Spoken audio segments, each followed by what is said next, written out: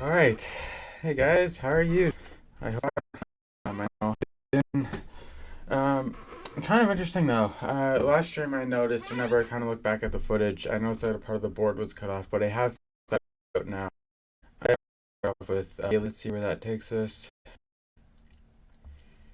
Okay, I guess we can start with this one. Okay, so he's up 4 pawns. What did he take? He captured a knight. Yeah, I'm not doing very well on this one at all. Um, um,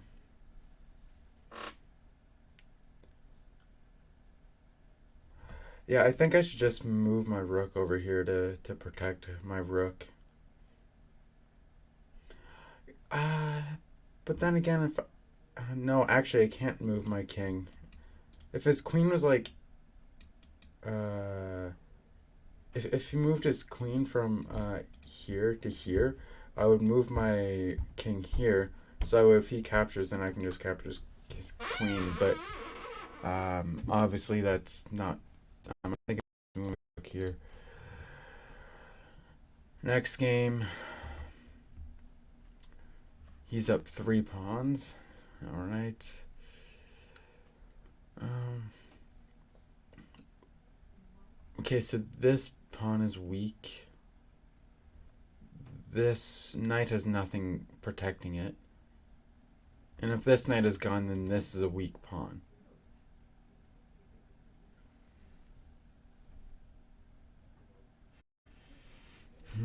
I'm just trying to figure out how do I attack his weakness.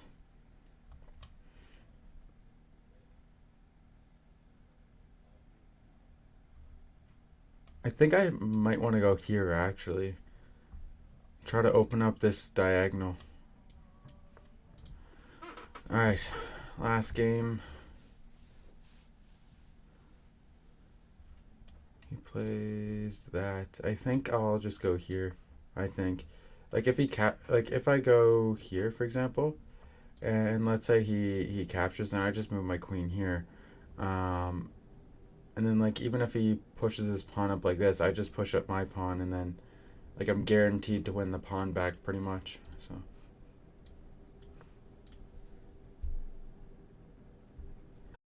alright, I'll take a drink of my water, then we can get into a 10-minute time control.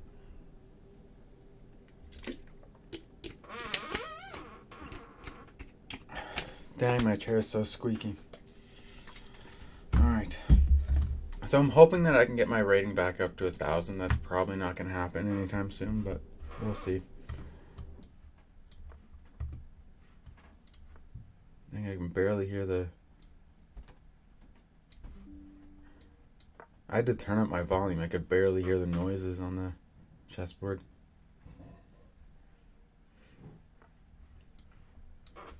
So this is the opening that I play most often when I'm playing with the white pieces.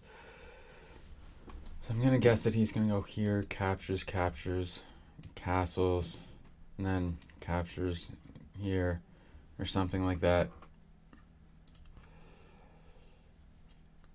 I don't know. I don't know why he's spending like he spent half a minute on that map. He's probably gonna play his queen here. If he doesn't, so be it. No, he doesn't actually. Um, I choose to protect the pawn. He'll probably go here most likely, but then I can just retreat with my knight.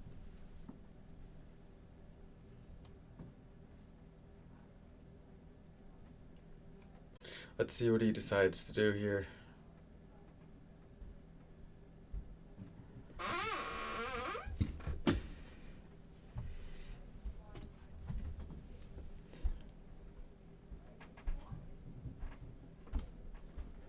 I mean, this is 10-minute time control. Speaking of 10-minute time control, though, chess.com soon is having a kind of like a tournament thing, 10-minute time control. I'm pretty excited about that. I mean, Hikaru is playing, and he is without a doubt, one of my favorites. Okay, so I'm gonna go here because then if he goes here, then I just checkmate him.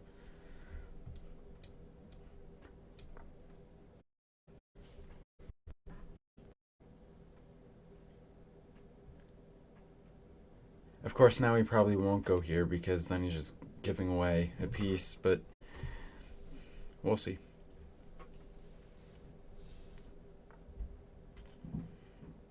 Okay, so he did this move, this from him. I think I should just castle, actually. I mean, if it goes here, we capture with the here and here, I guess.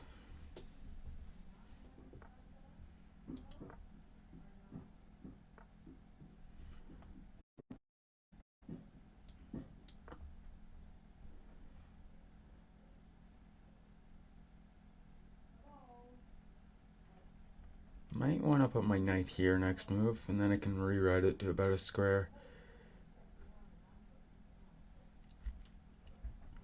This bishop actually has nothing defend or protecting it, so I might go here or something. I don't know. Seems like kind of a crazy idea to me.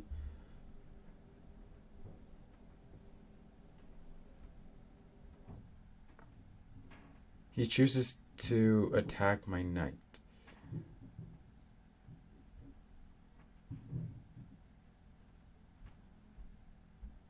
So I could go here and exchange knights. I could go here or I could go here. If I go here, I might go here, but then I can just do this. No, I don't really like that idea. Let's go here. I don't really want to block off this diagonal. I don't really want to block out these diagonals here.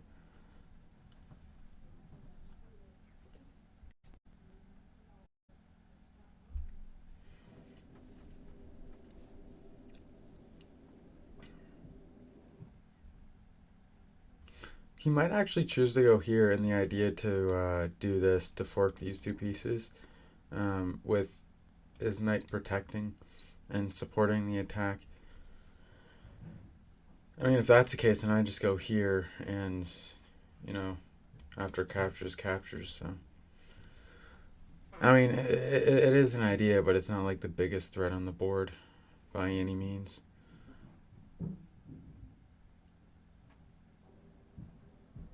I also do need to develop this other knight sometime too.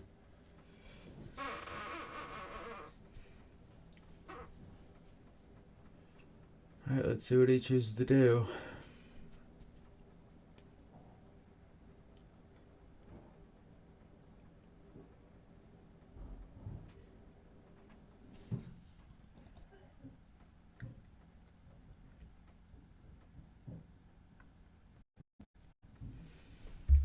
Dang, this guy's taking a long time. Like, in this sort of position, like, what would I play if I were black? Maybe put my rook on the open file? Or maybe push the, his I guess it would be his, B pawn.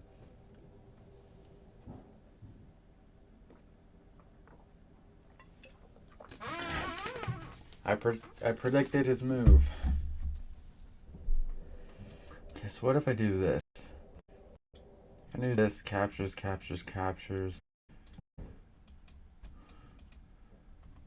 He doesn't capture here, because then I can capture with the knight.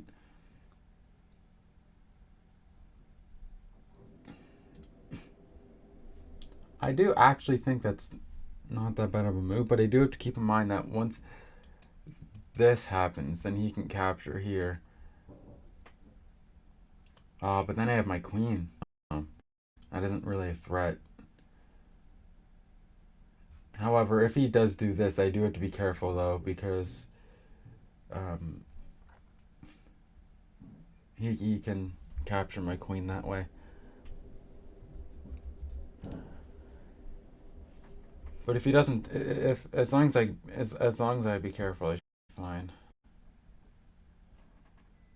I should be fine in this position.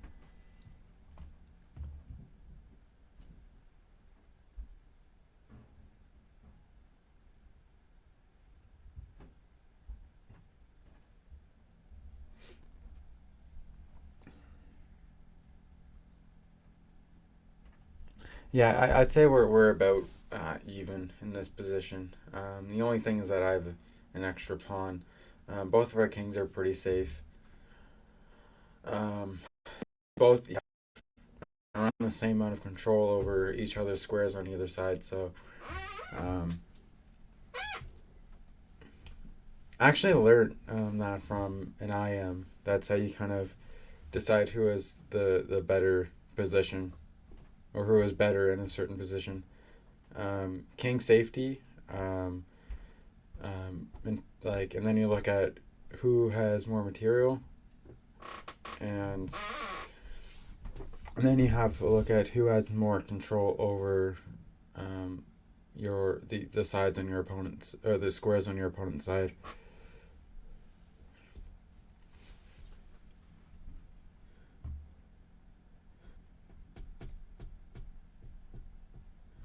Yeah, so like in terms of king safety, we're even. We both castled. Material, I'm up one pawn. Um, and in terms of squares, I'm not entirely sure. I'm pretty. I'm thinking it's about even, but I'm not sure.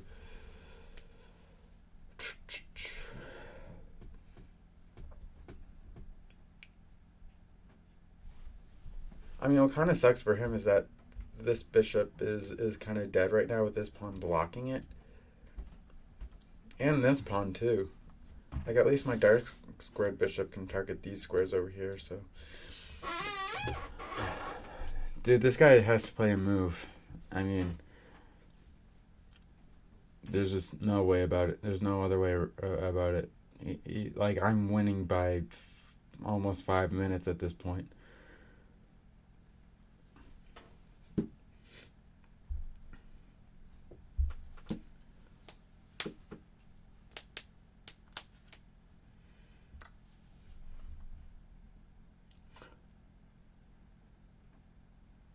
Do you know what I realized? If I capture here, then this leaves my knight hanging. So I'm wondering if I should just. I think I should actually just capture with my knight right away. Because think of it this way: if I capture here, and he captures here, then if I capture his knight, he can capture either here or here. And then it's going to be really, really bad for me. So I think I should just capture with the knight instead of capturing with the pawn. And he still can't capture my knight with his rook because I have my pawn.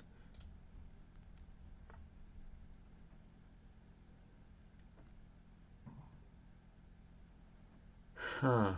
This is an interesting position. I don't know why he put his rook there. Um, he can't move his bishop right now. I honestly think now is the time to just develop my knight. If he pushes forward, then I. Yeah, so I have to move my queen, otherwise, he's going to capture my queen. So the question is, where is a good spot to move my queen? Well, obviously, in a spot where I'm not going to blunder my piece. What if I. Actually, no, doing this would be a terrible move. And terrible, because that would be a blunder. Because then he can capture with his his knight protecting the square as well. So that would be absolutely terrible.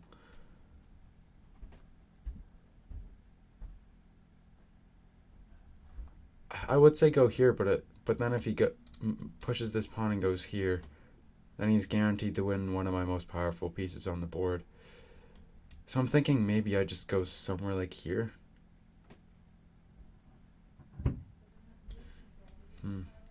Go here, then here.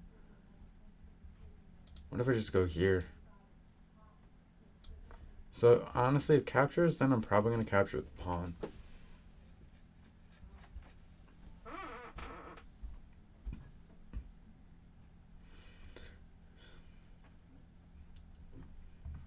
So if he doesn't checkmate me, then most likely I'm gonna win because I'm an idiot. It's okay though, because like he has 2 minutes to checkmate me, and I still have both of my rooks. So I don't know how I thought this was a safe square, but oh well. Like, he has to move quickly if he wants to win this. Like, go here to threaten to checkmate me. Like, that's what he needs to do.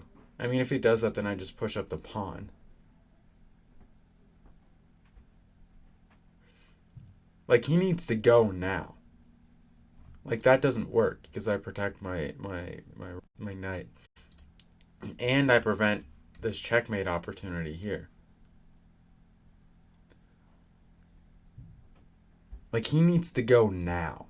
He only has a minute and 20 seconds. Even though I don't have a queen, I'm still fairly confident I'm going to win on time.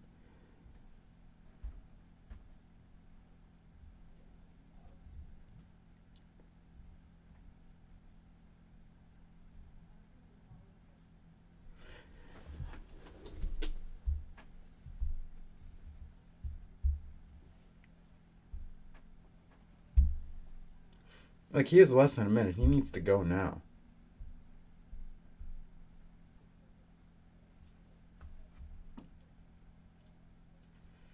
Like, if he's going to play this slow, there's like 0% chance I'm not winning on time.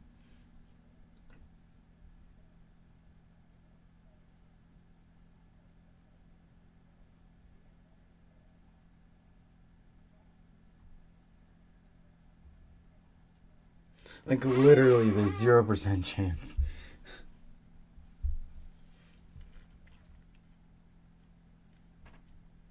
Okay, there's 0% chance I'm not going to run on time. I don't know why this guy isn't moving. He's winning by 5 pawns because I blundered my queen.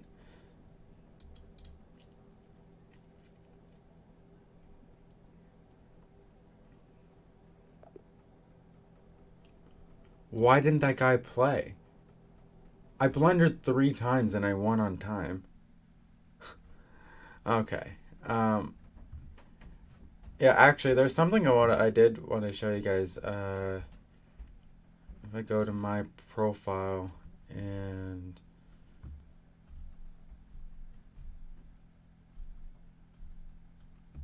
where is it? So I have to go.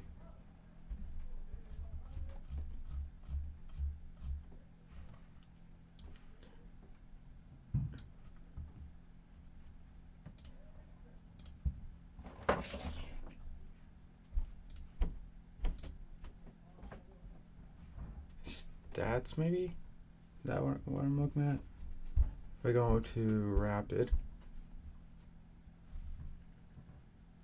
I'm looking for my best game.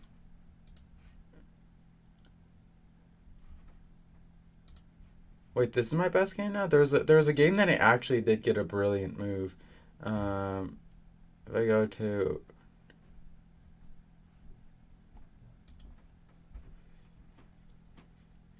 yeah, so I think it was I think he was actually playing white.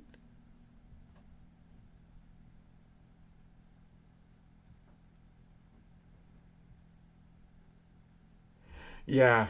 Um, was he playing white? No, I was playing white. I remember. Yeah. So I think it was something like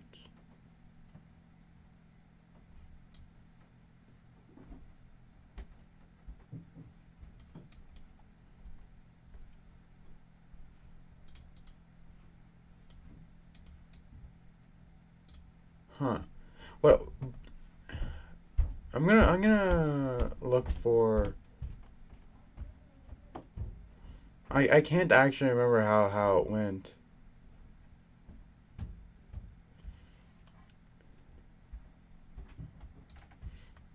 And there was one time that I actually got a brilliant move. Um,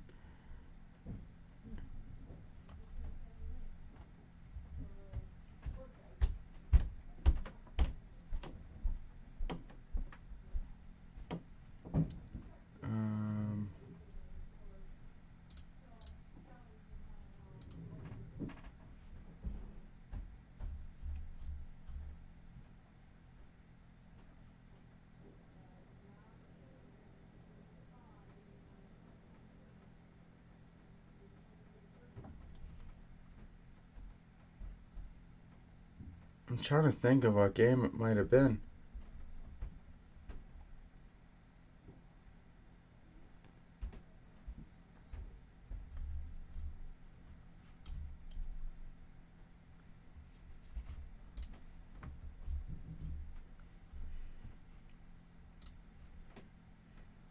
There was a game I played a while back where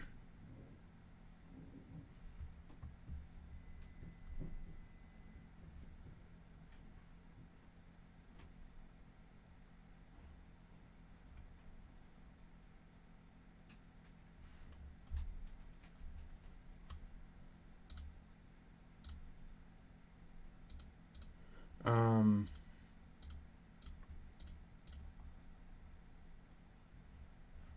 yeah, I can't find it, but anyway, basically the situation was is that if he uses queen to capture, like he basically gave me a free pawn, my opponent. If so, I captured his pawn, and then if he captured his queen, if he captured my knight with his queen, then my other knight would have the opportunity to fork his king and his rook, so I'd win his rook. That's basically what it was. I don't know why that classifies as a brilliant move, but it is what it is, I guess. Let's play another 10-minute match. Based on rating, I will win, but you never know.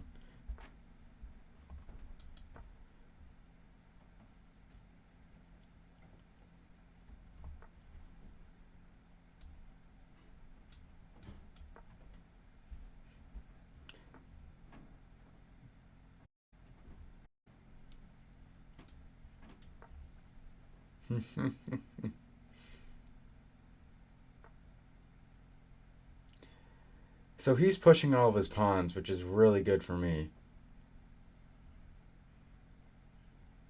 Um, like he's just pushing all of his pawns while I'm developing my pieces.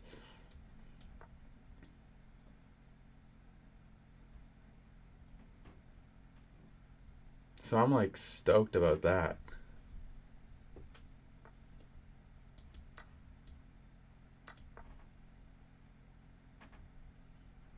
He's probably gonna retreat now. Wait, it's trapped. Oh my gosh, it's actually trapped. Yeah, because if it goes there, then I just capture. If it goes here, I capture with the pawn. It's actually trapped. I mean, he could push, but then I can just capture with my pawn still. And even if he captures, then I can just play a move like this. Well, actually, no, I shouldn't because in that case it would be a blunder. But you get what I'm saying.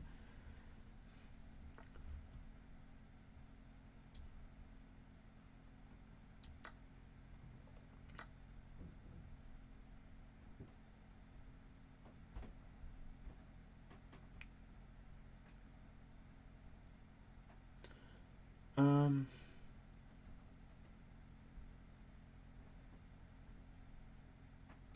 I don't really want to just blow this lead I have, even though it's like only by 2 pawns. This pawn is weak, for sure.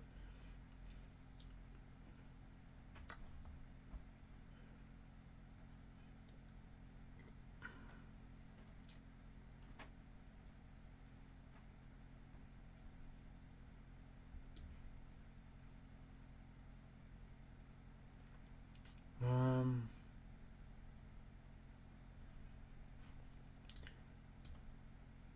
I'm gonna go here, attack this pawn. You can't go here to try to win my rook because of my bishop.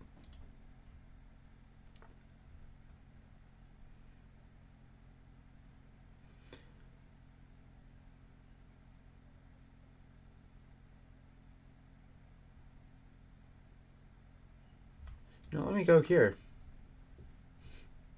My bishop is protecting this.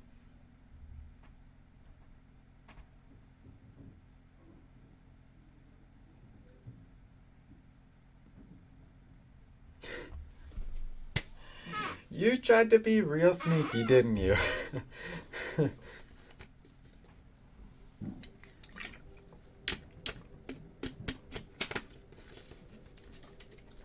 But yeah, it's by no means over though. Um, Even though I'm winning by 2 pawns, like I could just as easily do like a blunder or something like that. Um, that would actually cause me to lose the game. I'm gonna move my bishop over here.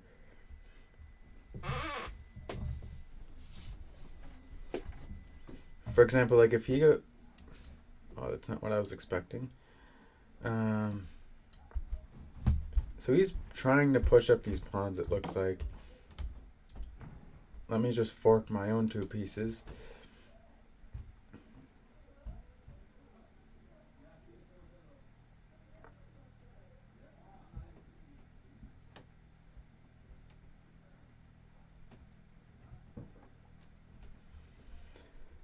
Um, I should probably move one of these pieces.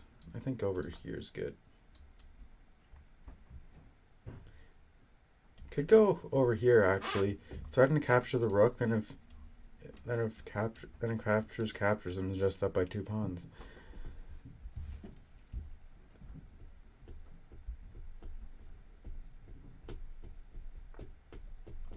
Yeah, I'm gonna do that actually.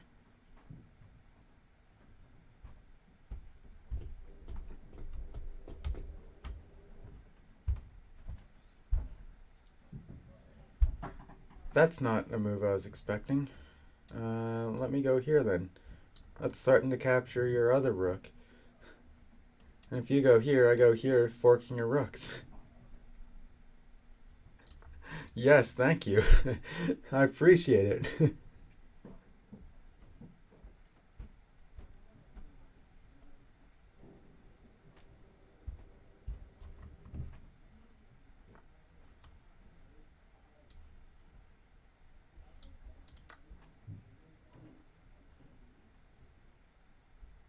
Yeah, let me just exchange more material off the board because I'm winning.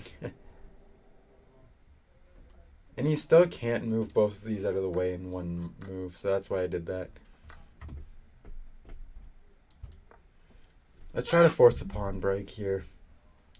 Even though I'm winning by 4 pawns, wait, how many? 1, 2, 3, 4, 5, 6, 7. 1, 2, 3, 4, 5, 6. Oh, he actually only has one more pawn than I do. It feels like he has way more than that. Like, it feels like he has a lot more pawns than I have.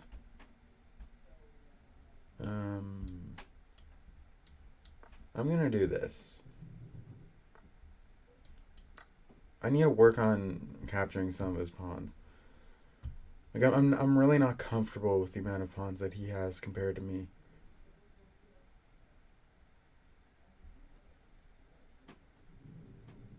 Like, he can't even go here to try to threaten to capture my knight, otherwise I'd just capture his rook with my pawn.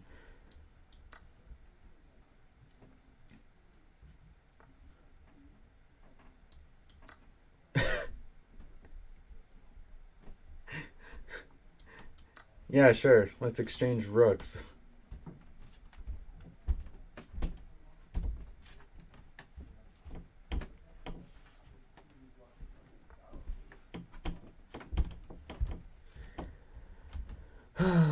Man.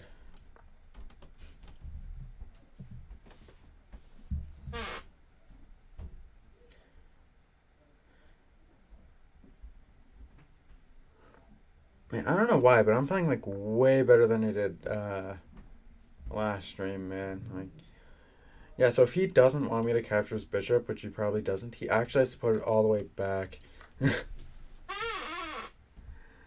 Let's just exchange pieces. Why not?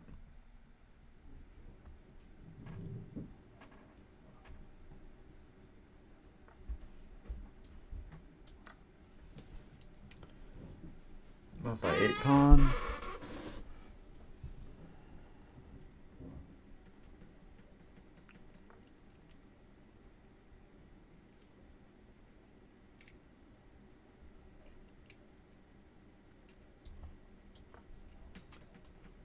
Might go here or here next move.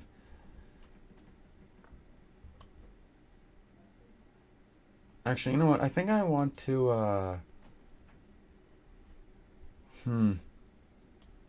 might go here and here, actually.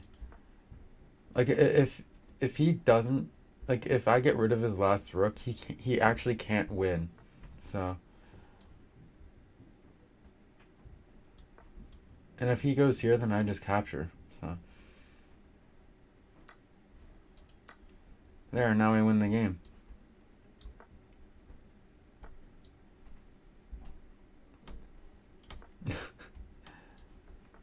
Now let's just put a rook behind a passed pawn.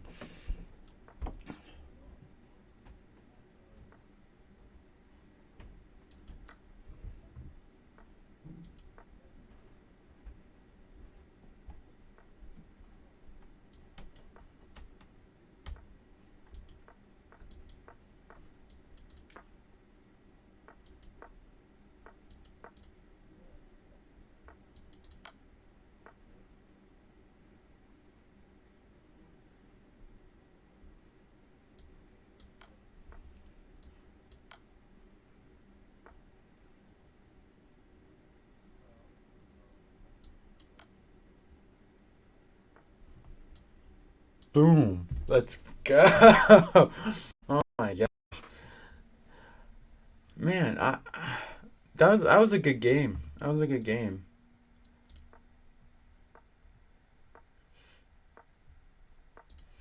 Yeah, actually, that was a really good move here. Pushing this pawn up. I feel like I usually don't do that. But if I don't, then I'm just giving him a free pawn.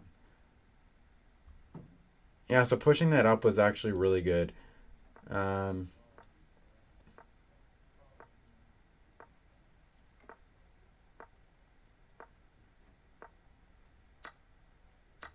nice.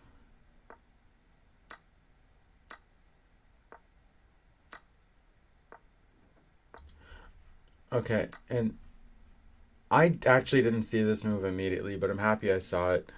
Um, of course, like in this position, like in this time of the game, I usually don't like to exchange queens. But however, I'm thinking, well, my bishop is protecting it, and on top of that, I'm already winning by 2 pawns. So if we exchange queens, then just based on the score, I have a better chance of winning. All right, I think I want to break it up a little bit by doing some puzzles. I actually got my puzzle rating up to 1445, which is pretty cool. All right, so what do we have here?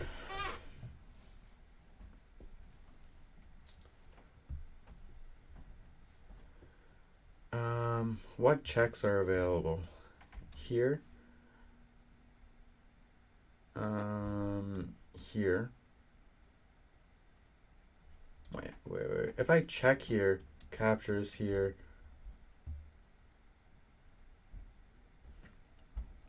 And I suppose he could just block again.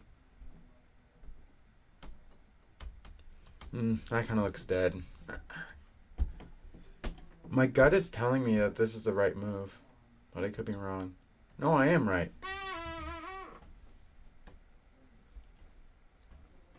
Wait, so in this position, black has to go here with the king. Oh, and then I suppose he can go here. And then black has to go to one of these squares. I suppose. I don't know. All I know is that I got the answer right. All right. What do we have here? So the check that I see immediately is going here. And then the king is forced to retreat.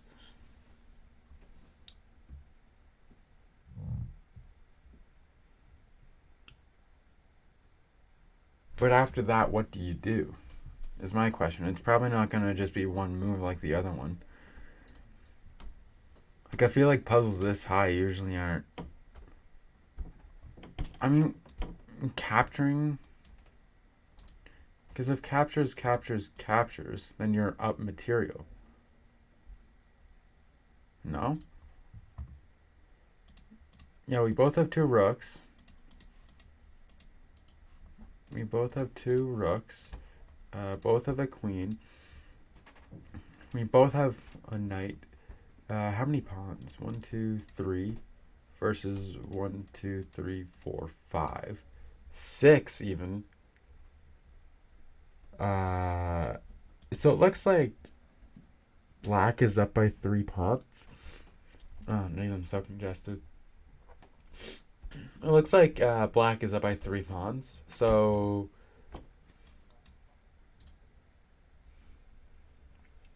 is this really the answer? I feel like maybe giving the check.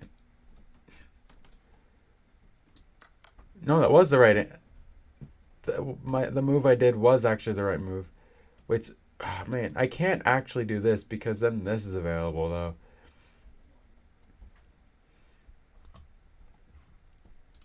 Okay, so white decided to take the pawn.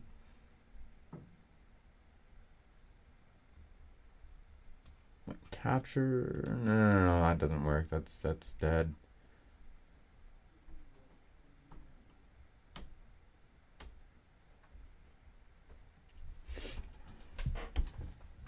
I mean, what checks are available?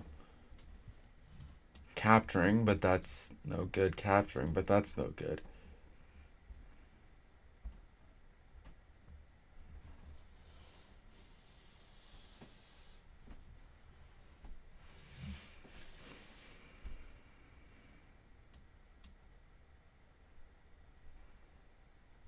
I feel like just capturing the rooks, though. Oh, my king's in check. That's why I can't do that.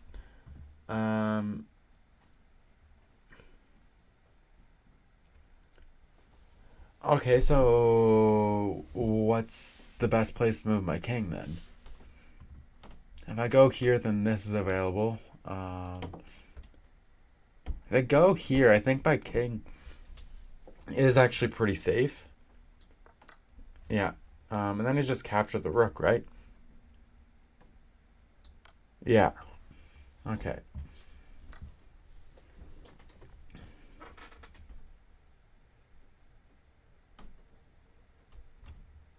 It is just capture here with the queen, right?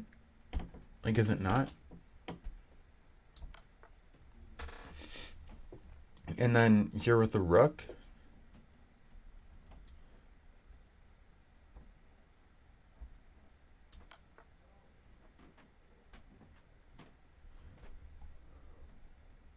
Okay, then what can be the next move?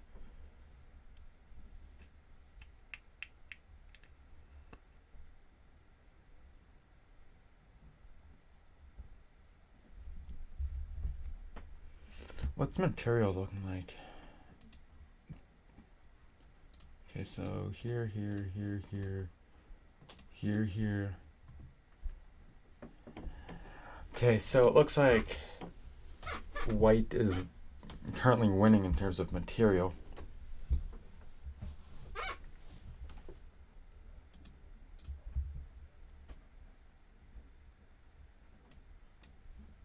This made me know.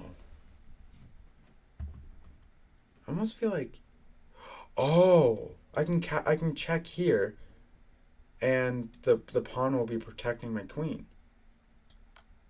Yeah. Okay, let's continue. Okay. So I have a queen that scopes at the diagonal.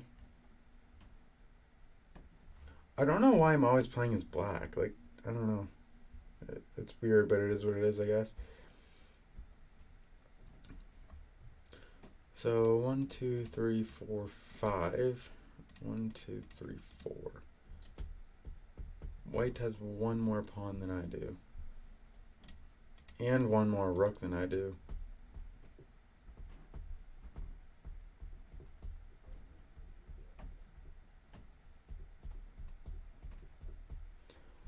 Huh. So this check is a... Huh, what if I go here, captures, check? That's...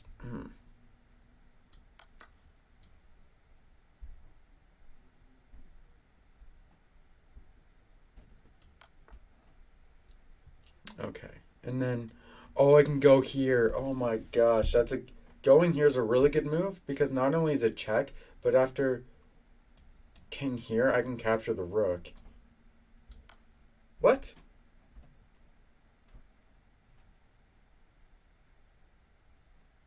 Huh? If that's not the move, then what is?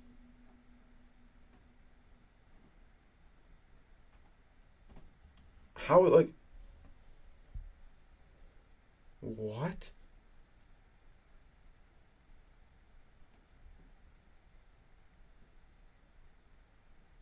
This is a move that allows me to gain material. I don't.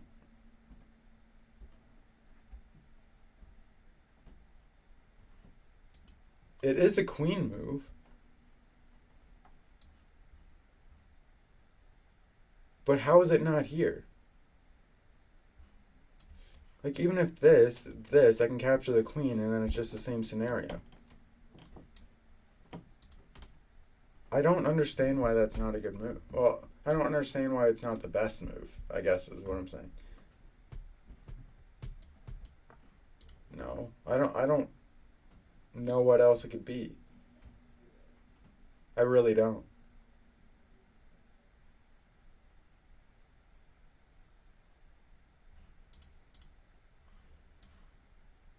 This? Really? But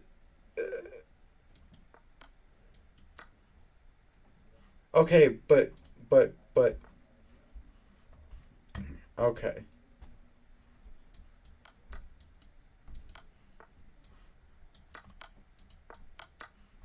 Okay, but let me analyze this for a second.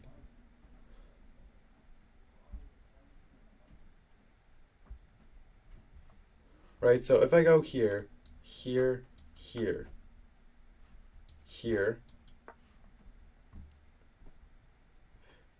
So this is what the puzzle did. I did here, here, here, here. Who goes here? Who just sacks their rook whenever they're losing? Like, I don't understand whatsoever how that's even remotely logical.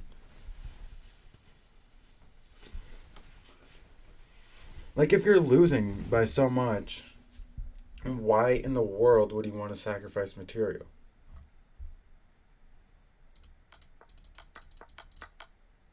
While this makes a lot more sense to me. Yeah, but I mean, like, if you go here, then I capture the rook. I just don't understand why that gives white chances. I, re- I don't know. Let's move on to the next puzzle. I don't understand that.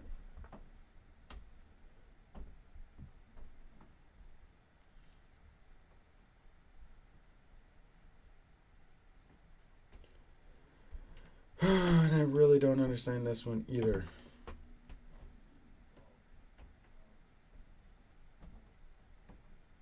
If I don't move my queen, then I'm blundering my queen. I feel like if I go here, then this move is, then actually I can just do then this move is available.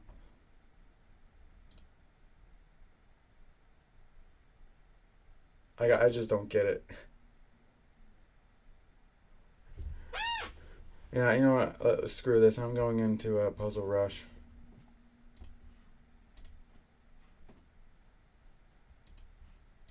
I didn't do my puzzle rush today. Why can't I do it?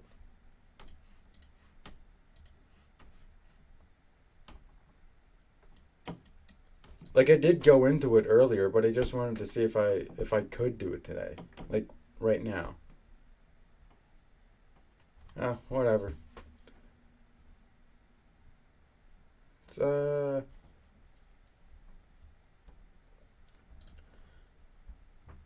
Guess we can go play some rapid chess again. 890. All right. CQD80. Let's see what you got. I'm only getting 7 rating points if I win this match. Oh, that's unfortunate. I'm gonna just guess he's gonna go for the Scholar's Mate or something cheesy like that 100% won't gain him any advantage whatsoever.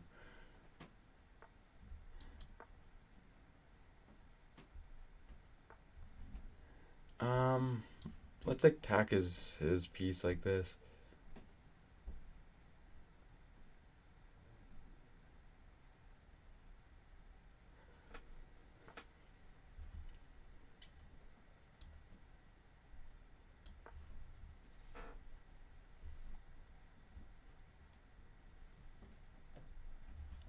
Could go here, but then I can just go queen here to protect the piece. Actually, I think going here would actually be a better move. I can move my queen out later.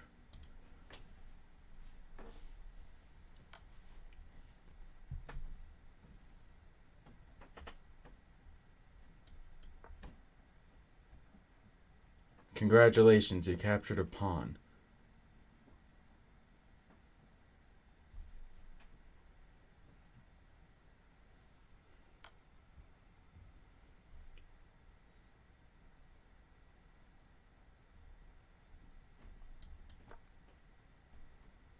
This guy has no idea what he's doing.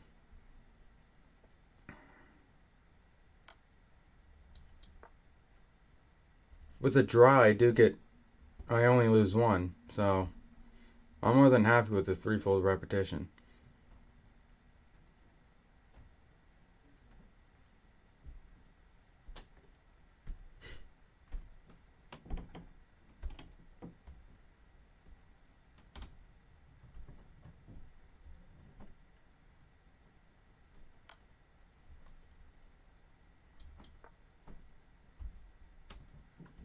Do you really think you're being clever?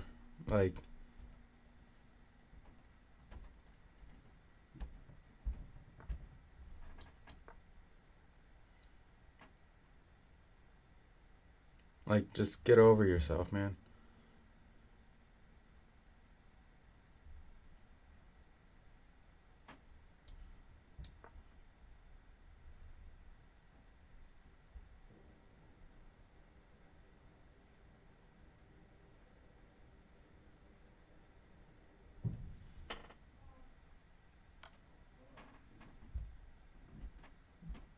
That doesn't threaten anything. Jeez. Like, yes, you can capture this pawn, but, like, that's all you can do with your life.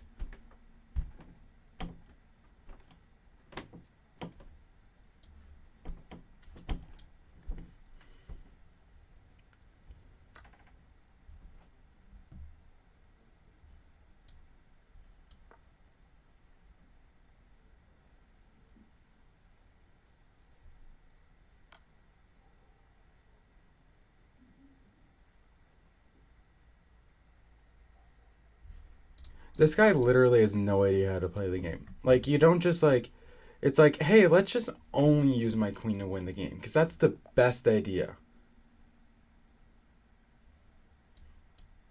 Like, that's just the kind of stuff that just doesn't belong in chess.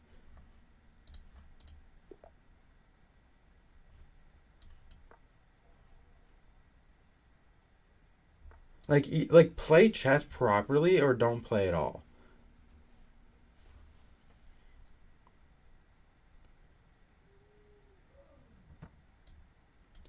Like, this is an absolutely stupid move.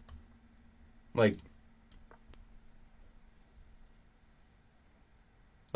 this is that like this here was by far the worst move on the board. Like, by far the worst move on the board. Yet he still did it.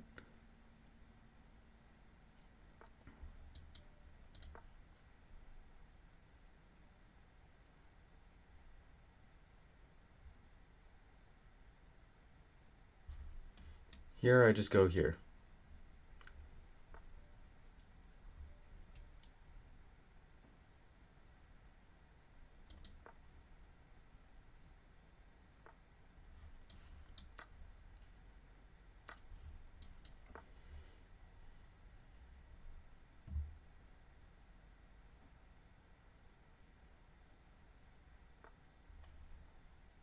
Whatever you're trying to pull, it's not going to work. –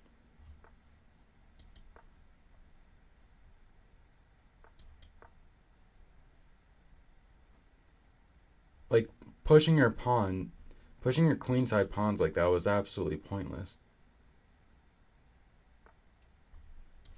Yes, thank you for giving me something to exchange. I appreciate it. I appreciate it.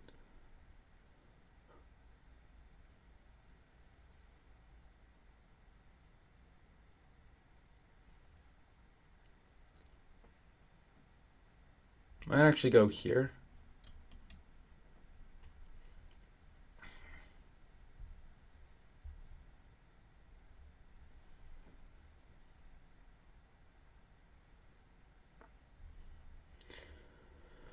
Never mind. I'll just take the juicer.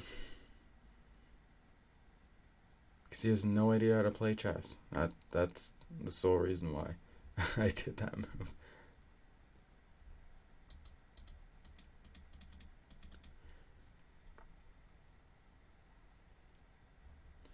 Oh, thank you for the juicer. I appreciate it. I really like legit. I appreciate it.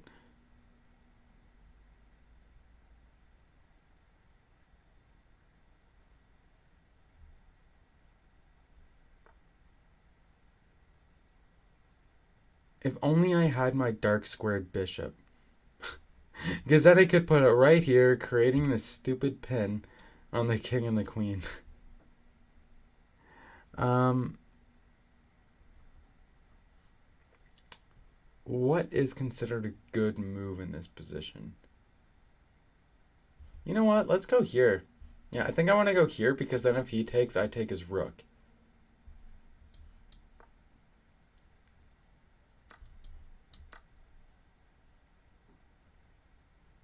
Thank you.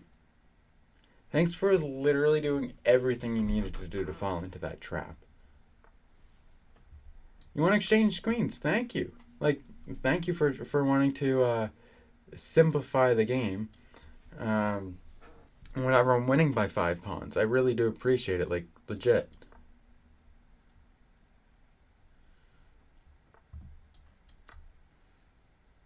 6 pawns even.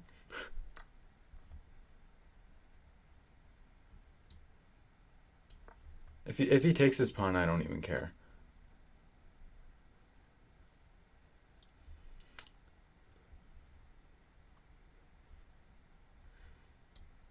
Um,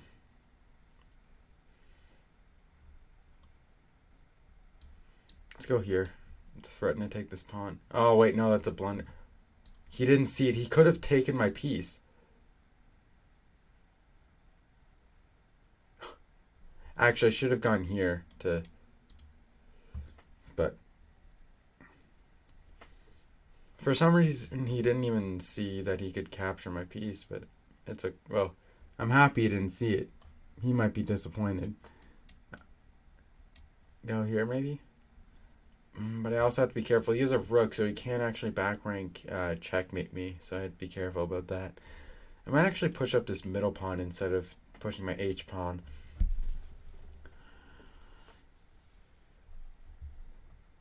Should I do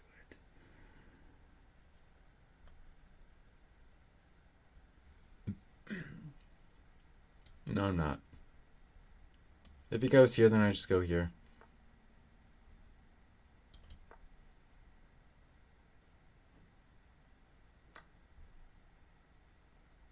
Why do I have to be an idiot?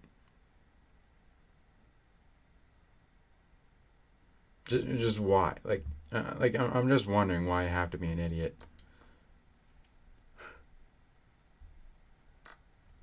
I'm still winning by a pawn, but like that's 1 pawn. Actually, you can't go here, which is really big for me. But I think I'll actually go here. Maybe. I have to stop him from being able to use his dark squared bishop on this diagonal.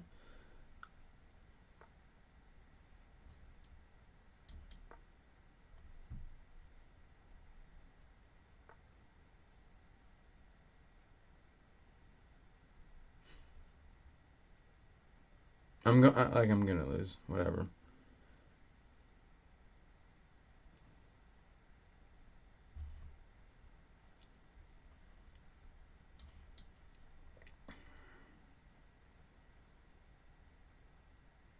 Like, there's just no good square for my knight.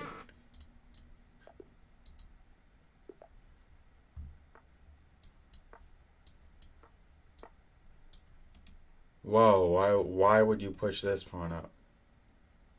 Captures, captures.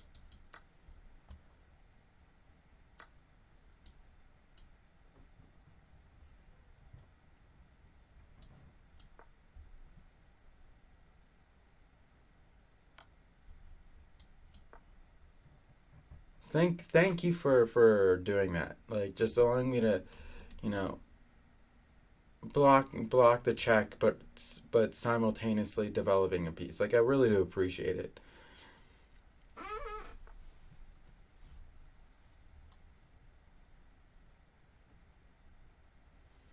You really do think you're such a genius, don't you? You're really not.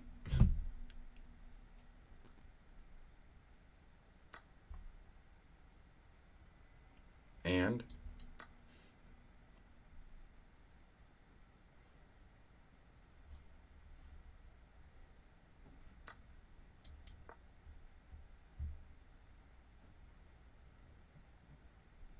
if he goes here, I just captured the queen. Like, whatever piece he captures with here, I just captured the queen, then uh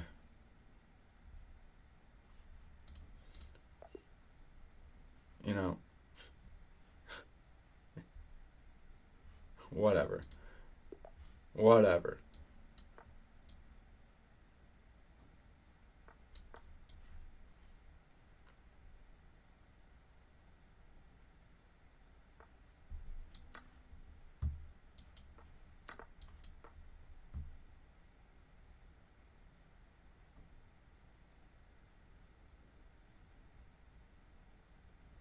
Move!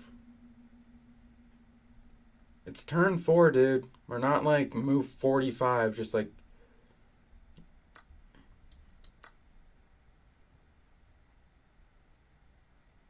This isn't game 6 of the World Chess Championship.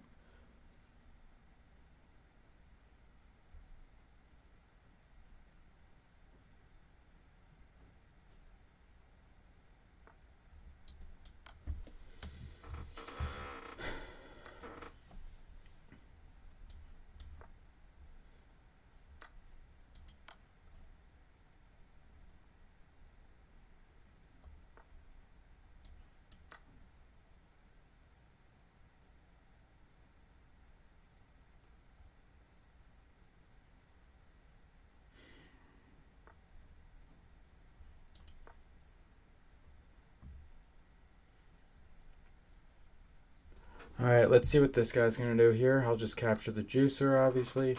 You'll probably just go here.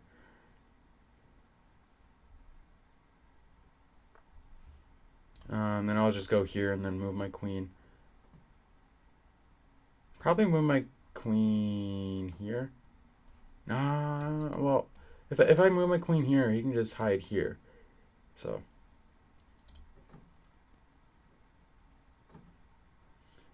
Well, actually, by me moving my bishop here, I actually am threatening checkmate.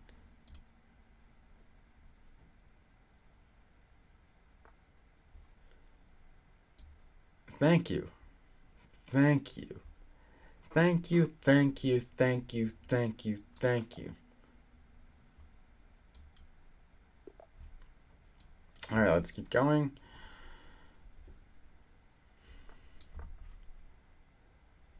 Serbia, yeah. Speaking of geography, I kept for some reason keep getting confused between Serbia and Siberia. Serbia is a country, while Siberia is actually a location in the middle of Russia, which I didn't even know about, but which kind of makes sense though because I watched a history video on what was the topic? World War II, I think. And the person talking about it described or was talking about how Stalin brought in troops from the Siberian front. So, I mean, I guess it makes sense. All right, so I'm threatening checkmate in 1. He probably won't allow me to do that though. His rating is 935.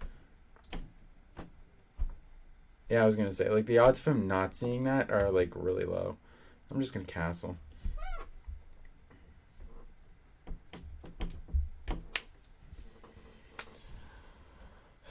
Let's see what he decides to do here.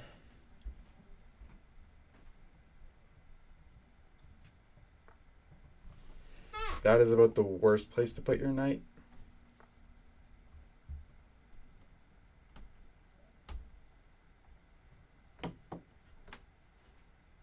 If I go, well, actually, if I go here, if I go here, he can't go here to threaten to capture my queen because I have my pawn there. So yes, I think I will do that. And once I get rid of this pesky guy here, and if captures, then I can capture here, and then I'm winning by 3 pawns.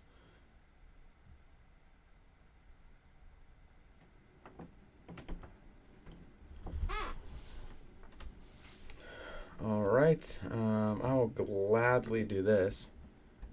So now for him to capture back, he has to double up his king side pawns, weakening his king side. The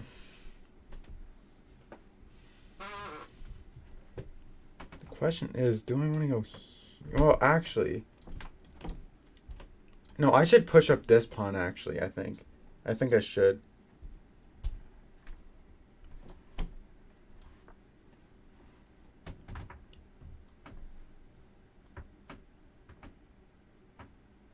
Yeah.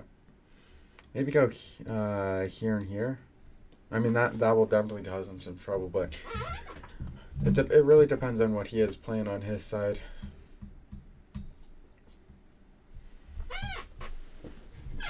Okay.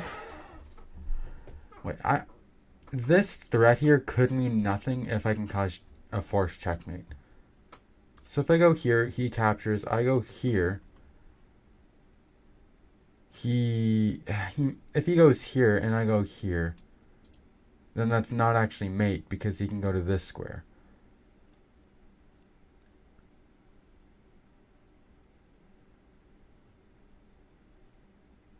Okay, so I do think I have to take this threat seriously then, because I don't think I can cause a forced checkmate.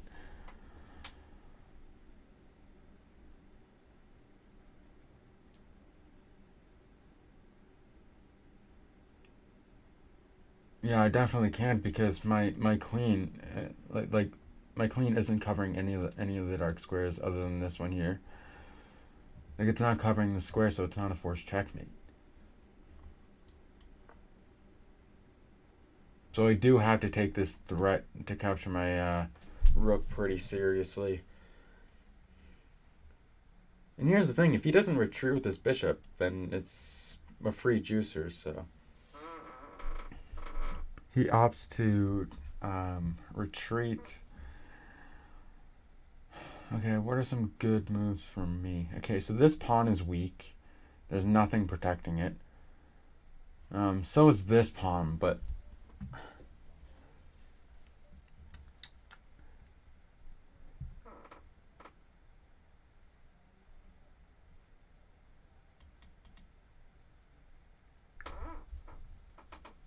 I'm trying to think of just like, if I go here, captures.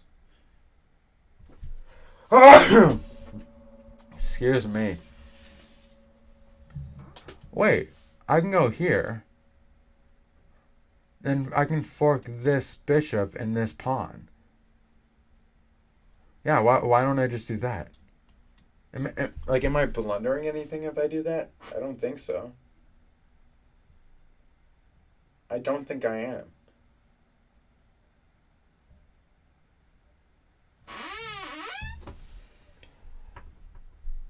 Yeah, I don't think I am, actually.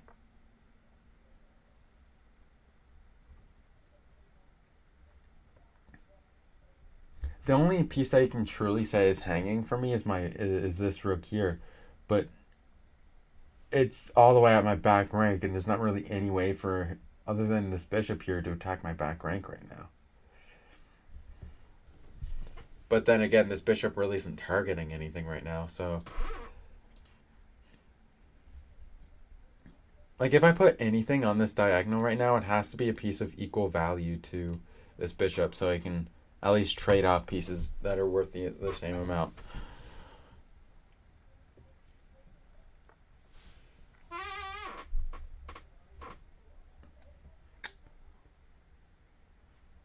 Um, that's an interesting move. I think I should go here actually, because then if because this pawn is still.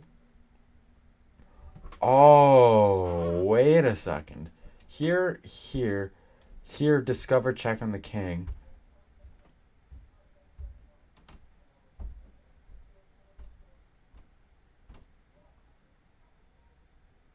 Wait, is that mate? Please capture. Oh my gosh, please capture. I'm pretty sure that's a. Yeah, that's mate now because my queen is targeting these squares. So that I believe that is actually checkmate. I can't believe I usually don't see things like that. I'm pretty sure I'm certain that if he captures my bishop with his bishop, then it's just losing by force. Another thing I could do though is push up this pawn and again try to tempt him to open up this file. To where I can capture with the rook or open up the file for the rook. Um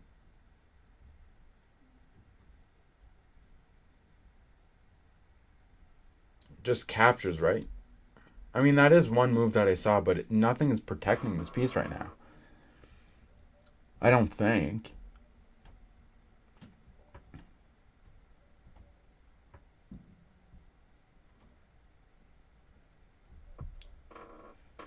Yeah, yeah, I'm just gonna capture. Yeah. Yeah, because pawns can't capture backwards. And they don't capture like this either. And rooks don't capture diagonally. And bishops don't capture like this either. And yeah. And honestly, if here, then I just go here. Huh.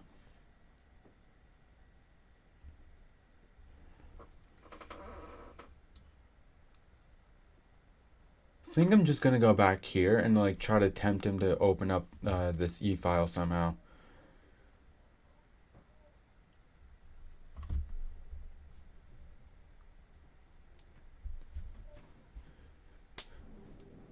I mean, I feel like that is the way that I should be winning. Oh my gosh! Wait.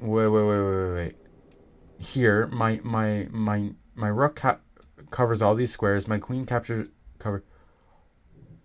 Oh my gosh! The only way that he it's not checkmate, but the only move that he has is to move his queen here. But then I can do this and it's mate. I win. I win. I just won this match. Like I just hand I just like he should grab a napkin because he just got served.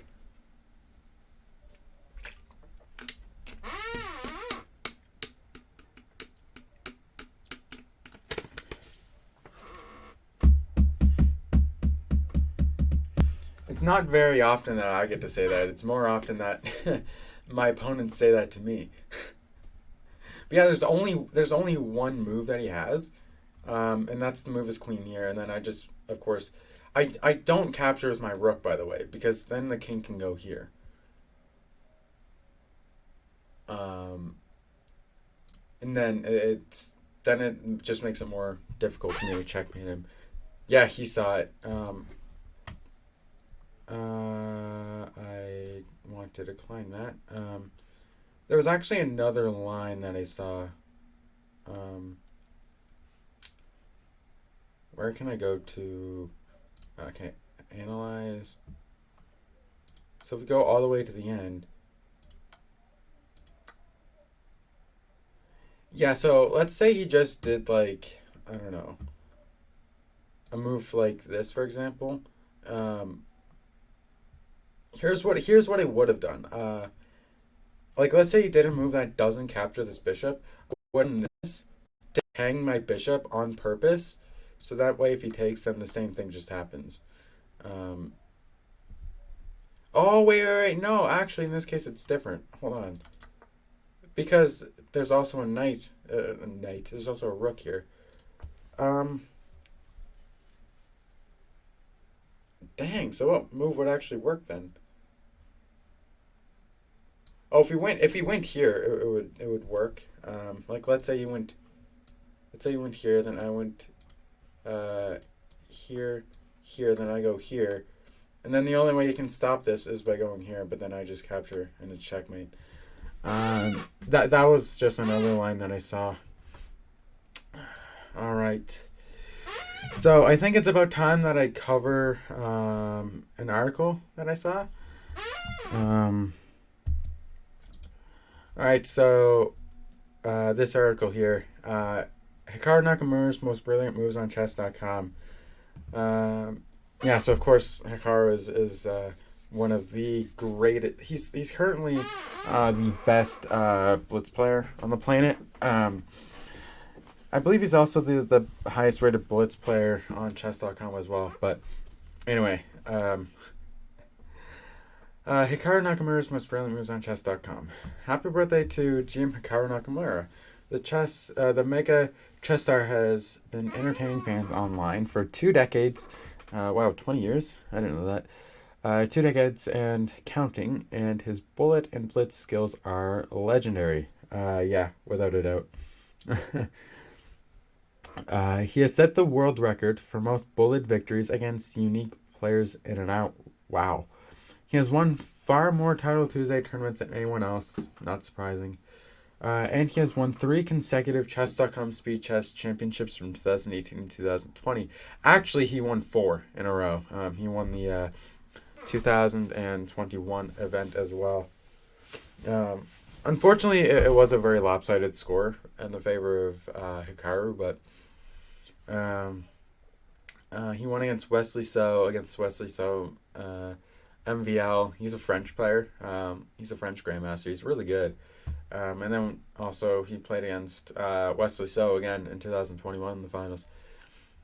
Nakamura is the biggest chess streamer on Twitch, probably by far. Oh, geez, I'm congested. Nakamura is the biggest chess streamer on Twitch and was the first to reach 1 million followers on the platform. He also has one of the top YouTube channels in the chess world. Chess.com is celebrating by highlighting some of Nakamura's most brilliant chess moves he has played on the site. Every one of these moves you see below received the coveted double exclamation mark from our game review chess engine rather than a human annotator. I'm pretty sure that means that the double exclamation mark just means like uh,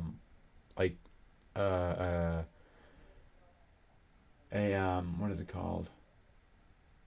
A brilliant move, I believe.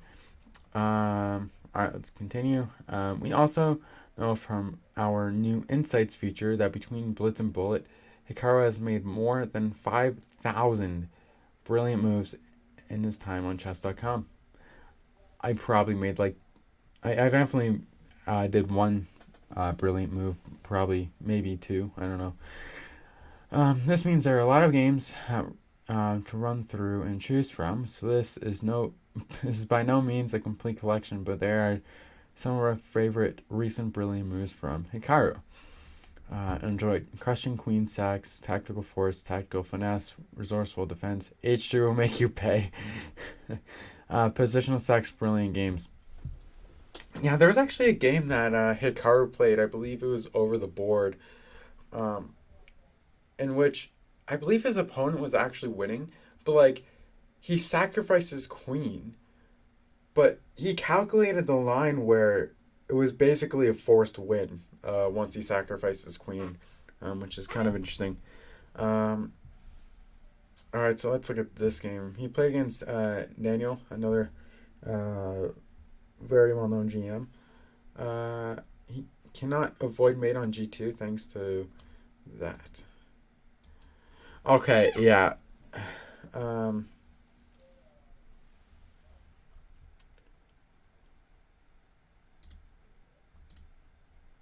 on g2. So this square here. So this is the square that Hikaru was planning on checkmating on. It looks like. G captures h3.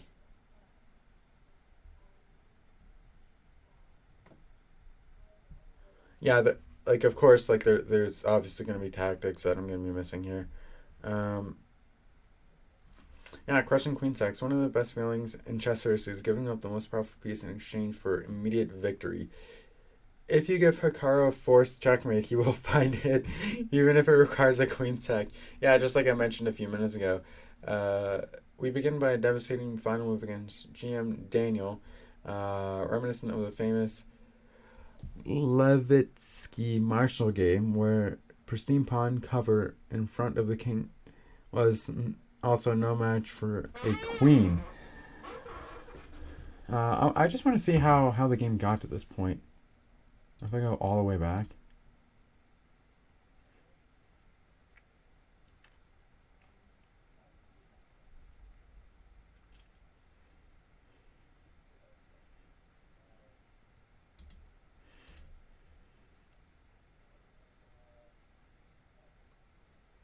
Yeah, it's kind of like obviously my rating is even less than 1,000 on Rapid, so it's hard for me to kind of understand.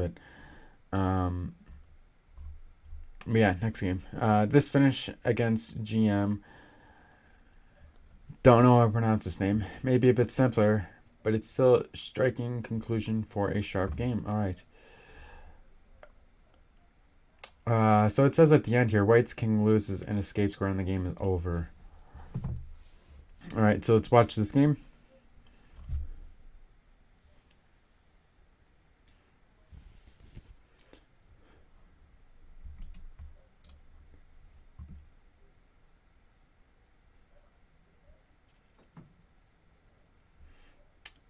Uh-huh.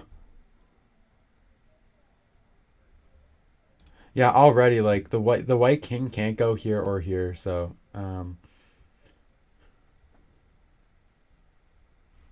wait, will some back ring checkmate happen?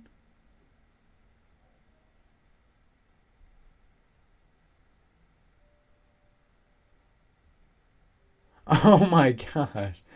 Oh my gosh, that's crazy. Okay, so if we go back a few moves, um holy cow, okay. So this move was played, and then Hikaru plays this move, and then the king is kind of forced to capture. The king actually is forced to capture. There's no other move for white here other than to make the king capture the queen. And then, of course, Hikaru finds it. Rook all the way to h3, it looks like. And the king actually can't go here because the knight is actually covering the square. So very well done by Hikaru there. The discover check here against I am Liam. That follows adds another layer to the mate. Still no problem for Hikaru.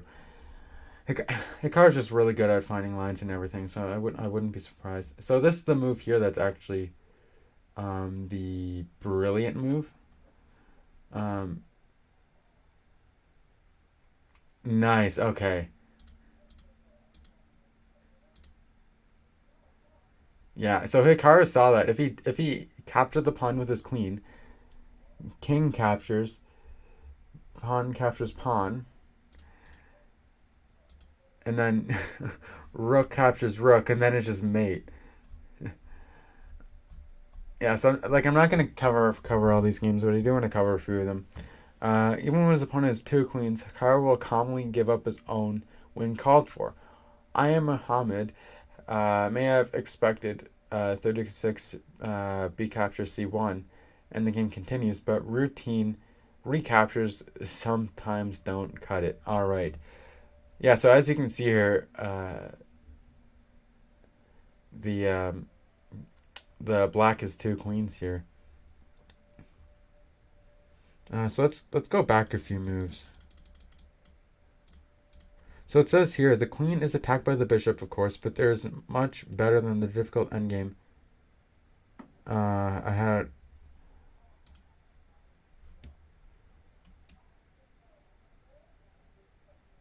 Oh my gosh. Okay. Oh my gosh.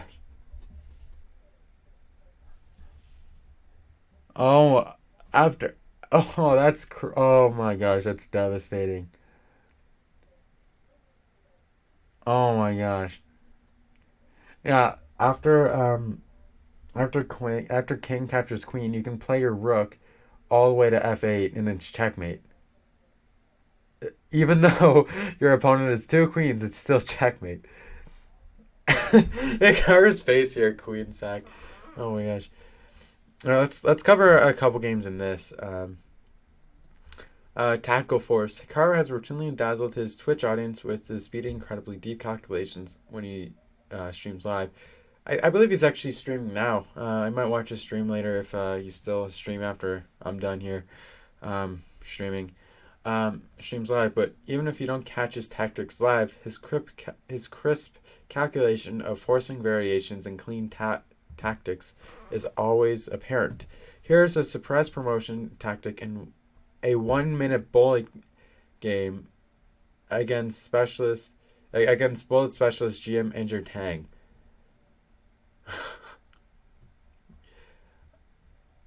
All right, so let's see what this game is all about. So if we go over here, it says at first glance it's absurd to view that the a6 pawn is a promotion threat. The a7 pawn seems untouchable, and white's bishop on a3 and rook on b1 are both hanging, which is true. And yet, this move, a brilliant move, the pawn is unstoppable if this pawn captures the rook. Black tries to take the bishop instead, but this doesn't work either.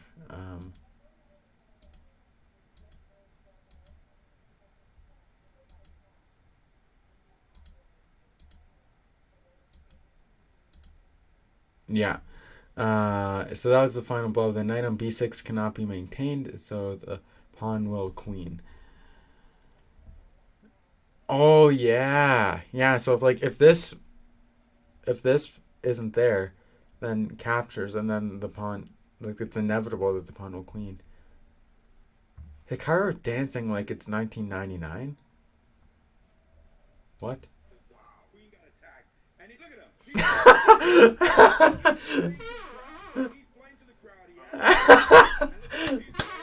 Oh my gosh.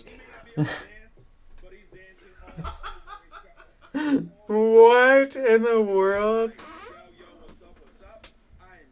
He's just like casually dancing whenever he's playing against one of the best players in the world. Oh my gosh. That's that's hilarious. Oh my gosh. Like he's just like Ali Reza is like one of the top players in the world, and he's just like casually just dancing. Oh my gosh, it's hilarious. Okay, let's cover this game and then we'll go back to chess. All right. So, even if a bullet whiz like GM Tang couldn't withstand Hikaru's tactics, what chance does an anonymous master have? All right, so let's go here. A skewer of the king and rook. If black takes the bishop with the king, and then it looks like Hikaru took the pawn with his rook. Removing the guard of g6, thus threatening queen g6 check, while also simultaneously threatening the queen and 35 gh7. Ah.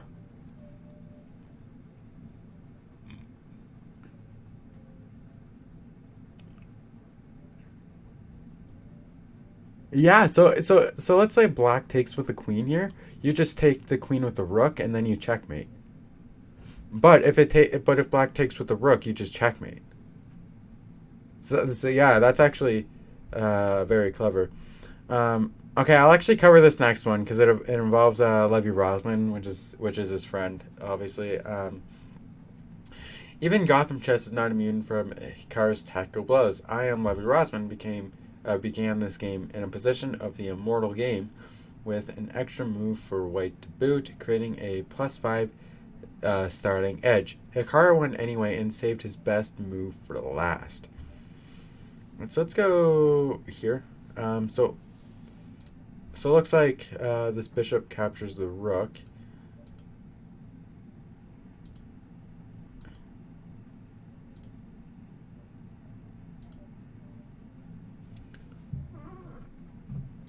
Okay, so this is a brilliant move. Okay. Main point being that if the king captures and knight g4. Oh, then you're forking the king and the queen.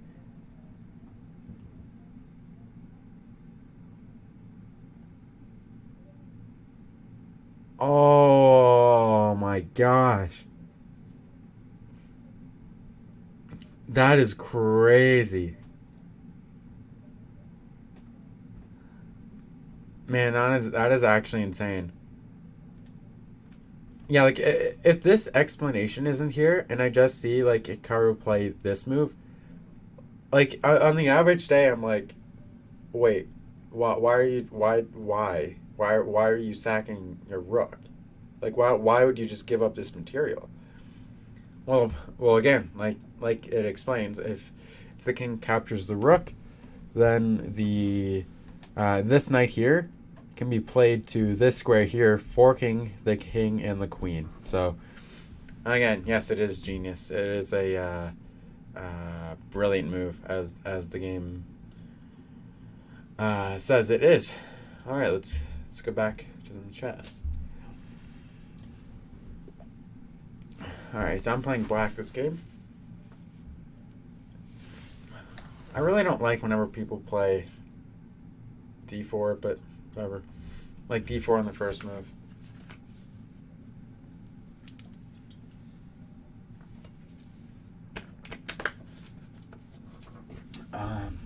I'll push my d pawn now.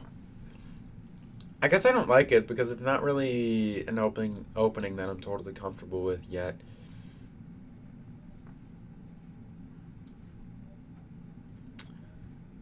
Well, if he does this and I do this, so I'm essentially just. I mean, like if he does this, then if I do that, he does this, then I can. Yeah, then I actually win the yeah. I win the yes. That's what I win.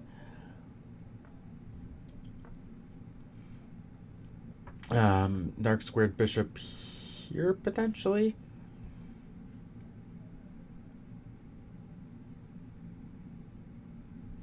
I mean, the reason why he did this move obviously is to prevent me from going here and like threatening to capture the rook. And with my bishop guarding this square as well, so that's the point of that move. For any of you guys who are wondering.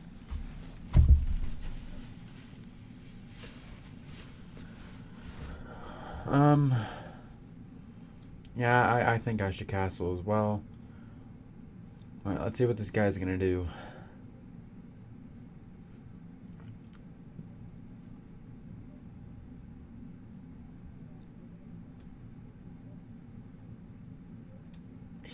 Here?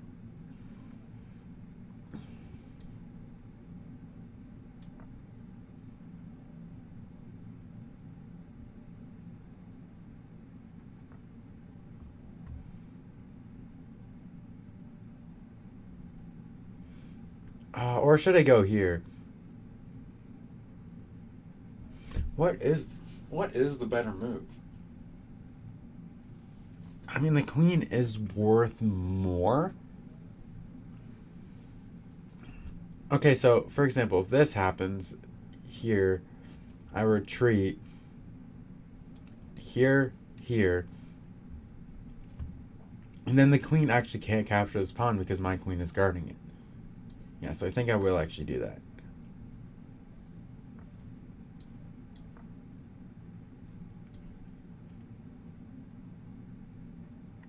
I'm just gonna pre-move, expecting it to. Yep, yep. All right, what is this guy gonna play next?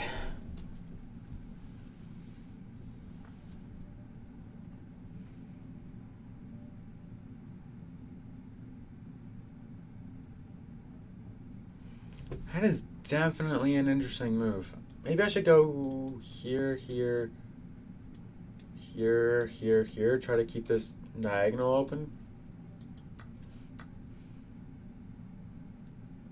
Never mind. He captures with the knight instead. Okay. um,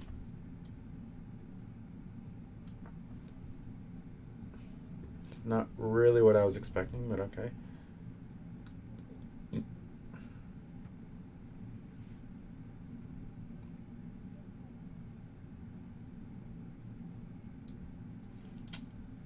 If I go here, we exchange queens, and if he captures here, I just go here. Actually, yeah.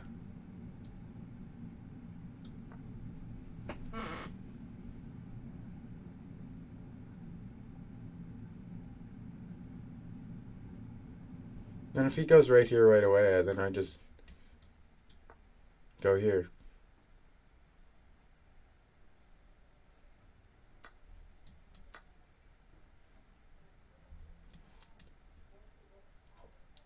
This is the only spot that he can move his thing without it being captured.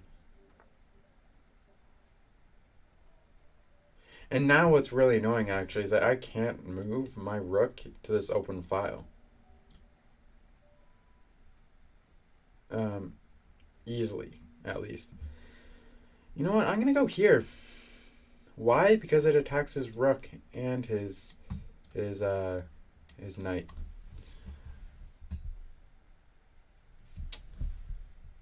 I don't know how I saw that move that quickly, but it did.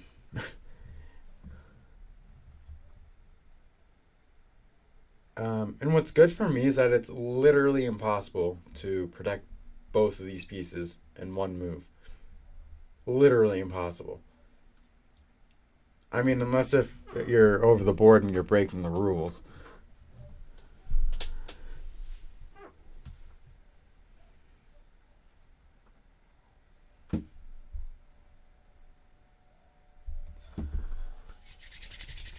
All right.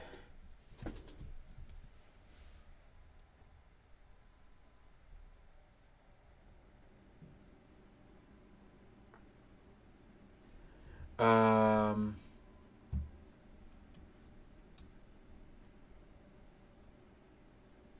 wouldn't you rather want to hang your knight?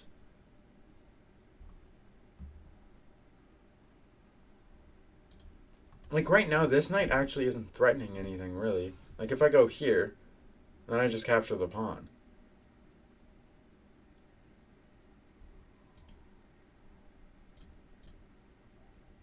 I'm honestly really confused as to why he did that. Like, I know he's starting to capture this, but I can just...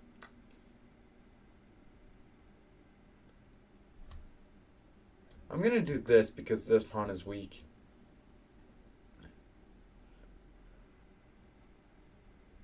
And if he goes here, then I'm going to go here.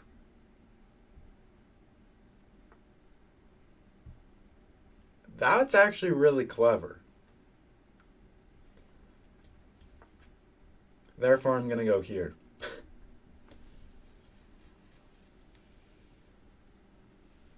But here's the thing, though. Like, even if this isn't here, you can just go here and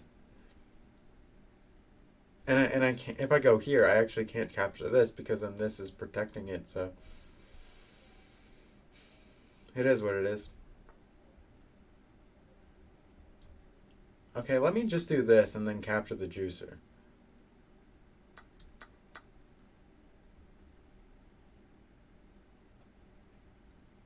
That honestly really surprised me just how quickly he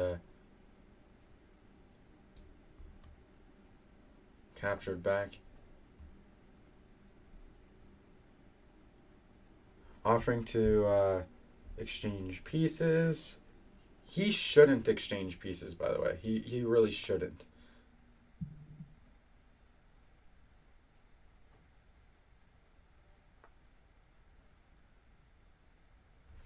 Okay, so his plan is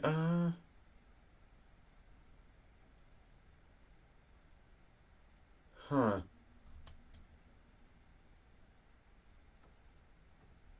Wait, if I go here and he captures, couldn't I go here?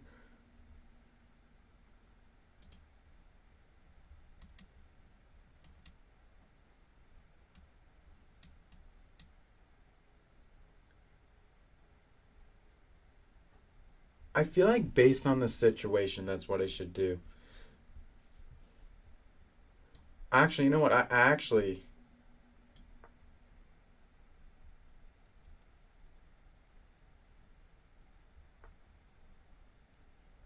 um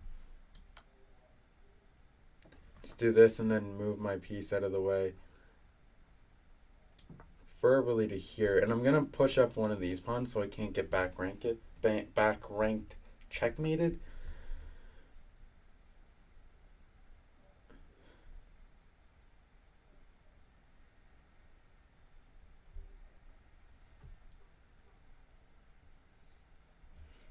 I think I'll move this pawn and then maybe go here.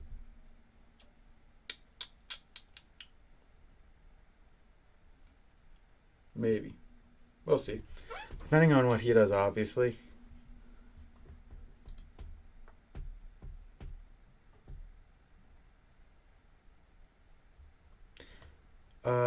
Isn't here a good move? Because then I'm simultaneously attacking this piece and protecting my pawn. Then if he goes here, I just exchange pieces and I'm winning. Thank you.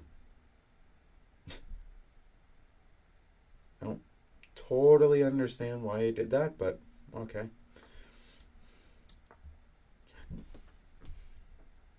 I blundered. He's gonna see it too, isn't he? If he goes here, I lose. I'm such an idiot. It's like, hey, let's just move one of those pawns just so I don't have to worry about getting back ring checkmated. And then what do I not do? Move one of those freaking pawns. I was completely winning too, and I just whatever.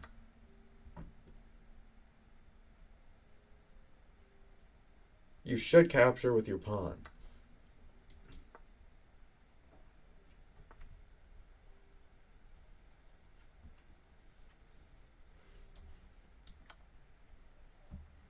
If he goes here, I go here.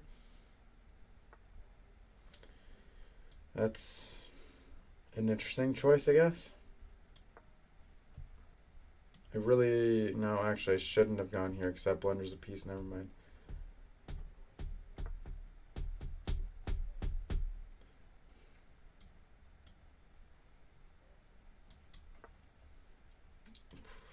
I don't like how this is going. These 9 squares.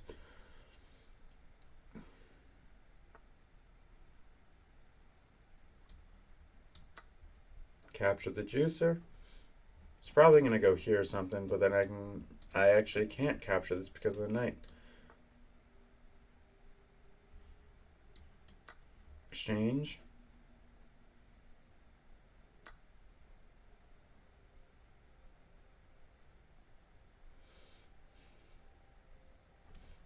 Maybe I can go here and then here and nope. I do think I should retreat with my queen though. I'm just not sure where.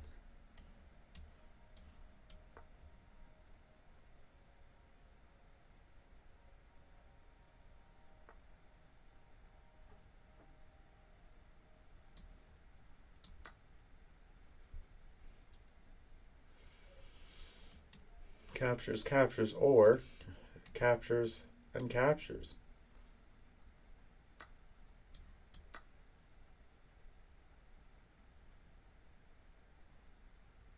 If I can not blunder this game, I would very much so appreciate it.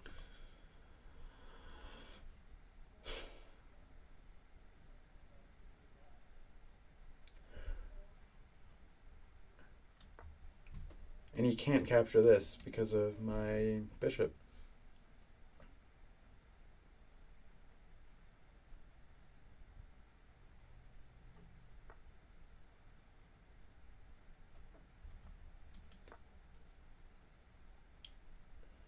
I might go here, and I don't know. Just just an idea, I guess. Oh man, if I had a piece protecting my thing, I would going here would be a really good move, but I don't. So it's like, oh, what are you gonna do? This is probably gonna happen, and then I can just, I don't know, go here maybe. That was a good move.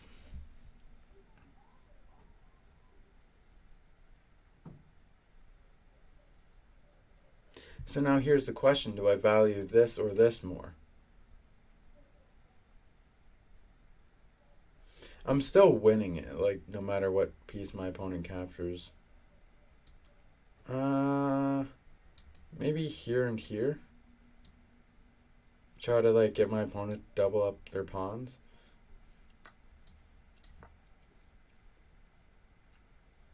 I did blunder, but whatever.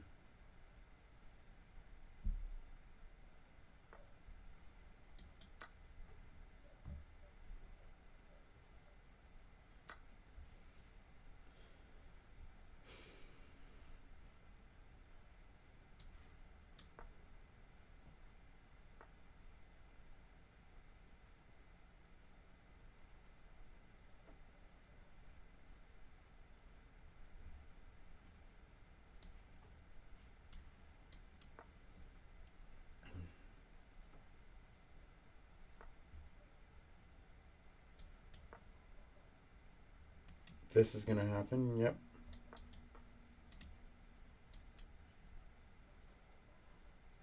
Then this is gonna happen, trapping my, yeah.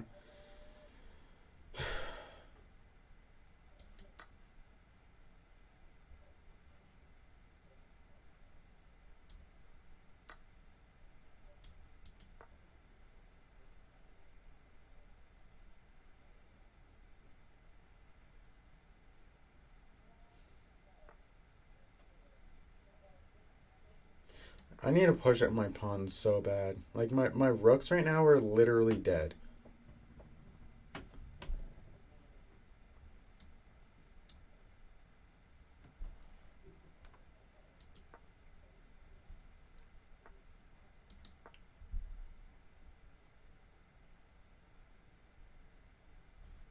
I have my rooks. I'm not in too much trouble, but no, you don't get to push up your pawn any further.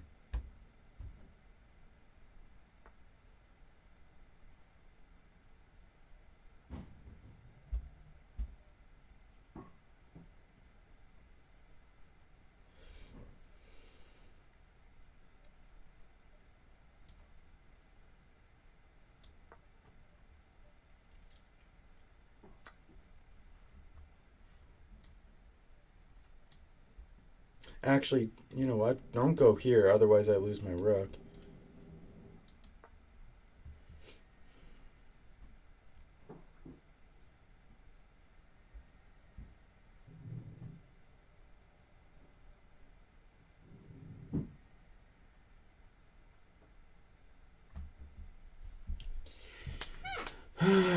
This guy's pissing me off.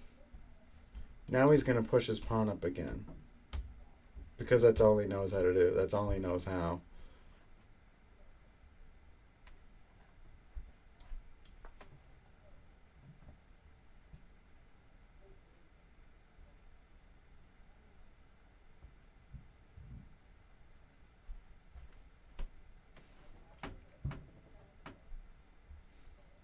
Dude, we both know you're gonna push up your pawn to h6. Just do it. Like, just stop wasting both of our time and just do it. We both know that's a good move. You can just play it. Thank you.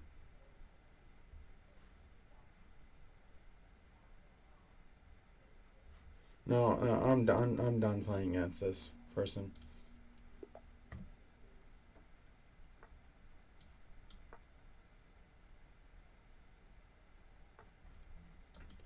So I go from blundering a completely winning position um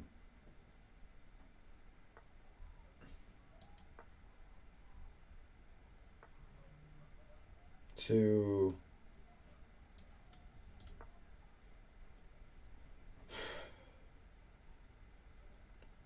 well playing somebody that should be rated about 2500. So whatever. It is what it is.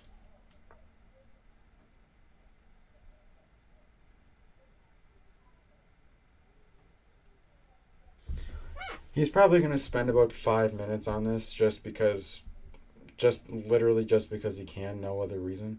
Not because he needs to or wants to, just because he can.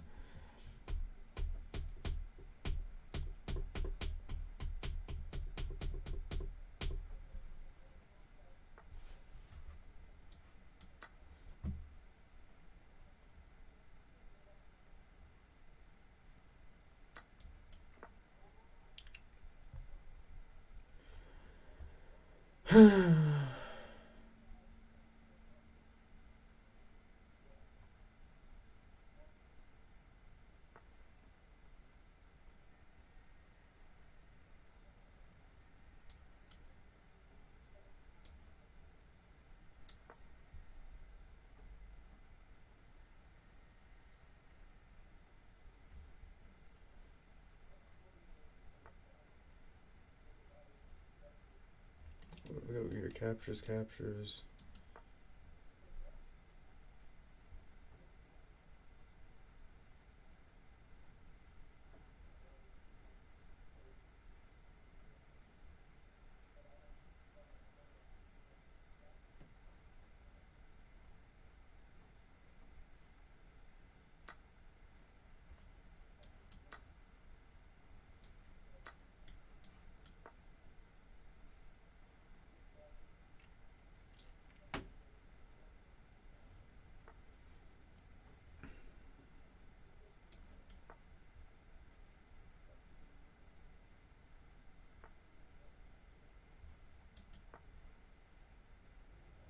I really do appreciate you trapping your rook. I really do appreciate it.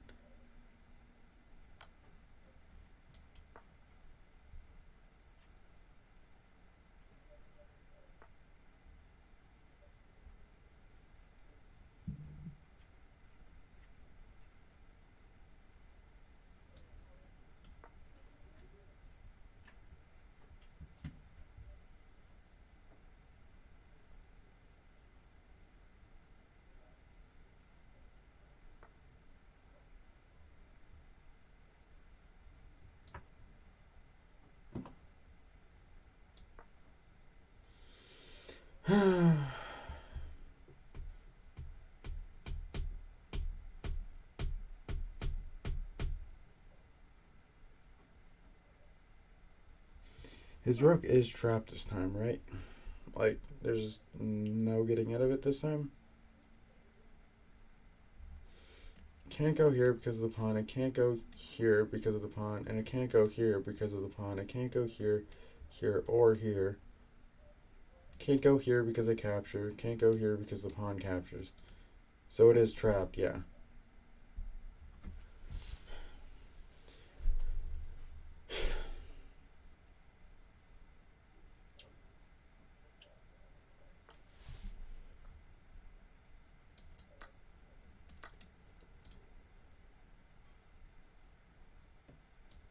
I have to go here, otherwise he can go here and guarantee that he's gonna win my rook. So I have to go here. I don't have any other choice.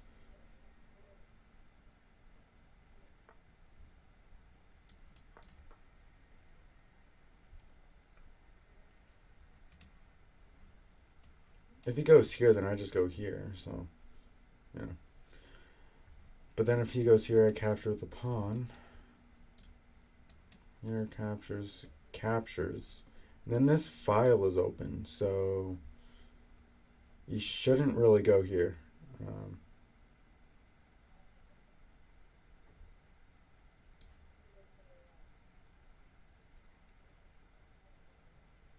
go here, exchange more material, and then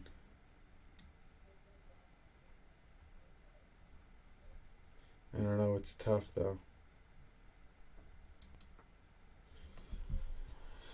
It certainly is tough.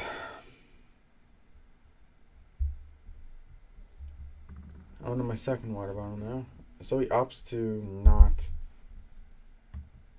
Well, now I can. Oh.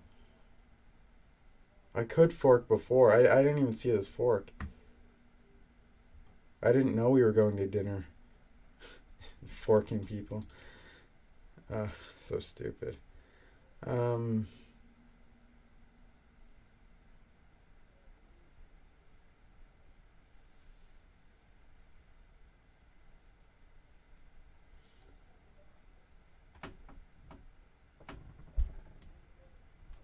Here, here, and here, maybe? I don't know. It seems kind of sus, but.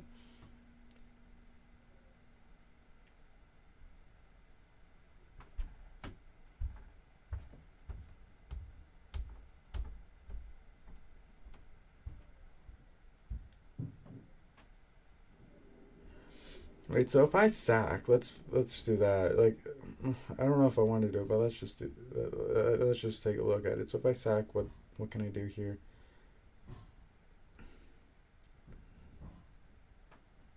I don't know. I'm not doing that. That's not a good idea.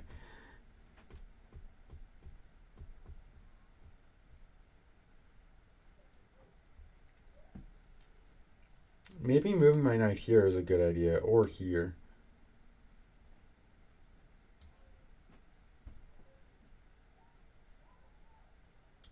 And then maybe I can go here. Yeah, and exchange more material. I think that's what I might do.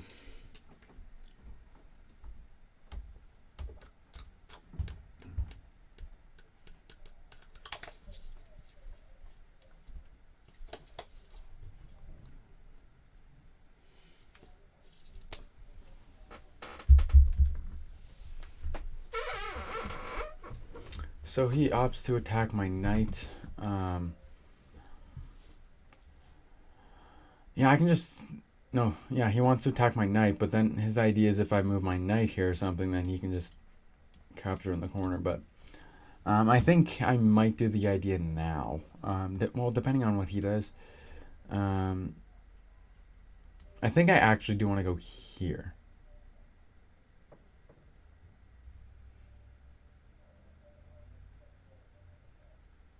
Yeah, because if he just captures, I can just capture with my rook. So I think I'm going here.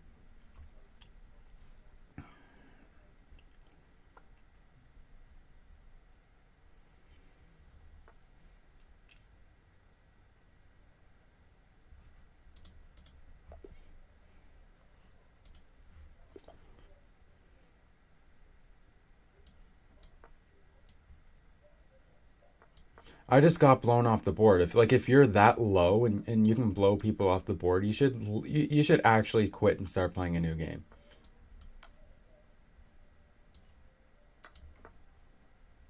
Because like getting to your highest and then just on purpose dropping just so you can bully people, like, come on, get over yourself. I'm just like so over it.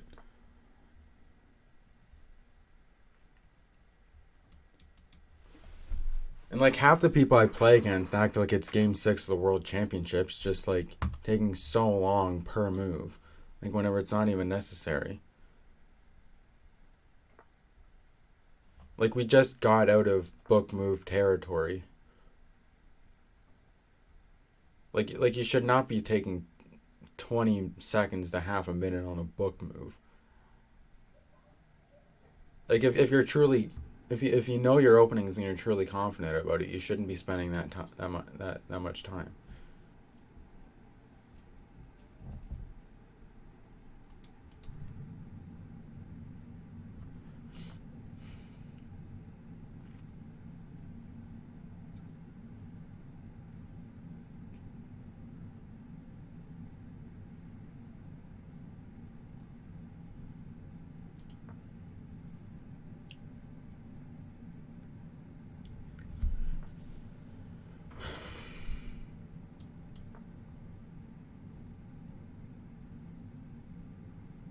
Please capture. Please capture with your c-pawn.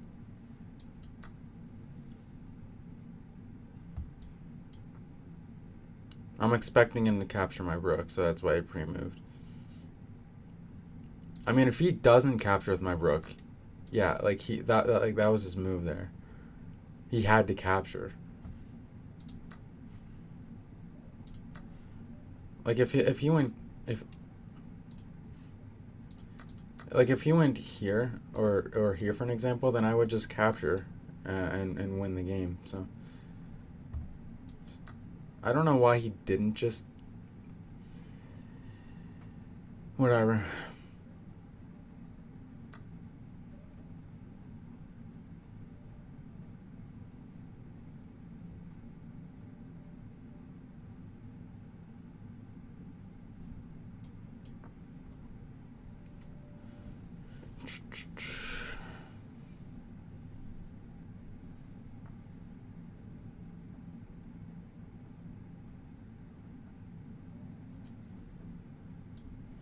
Let's go here. If he captures, I capture here, threatening to capture his queen.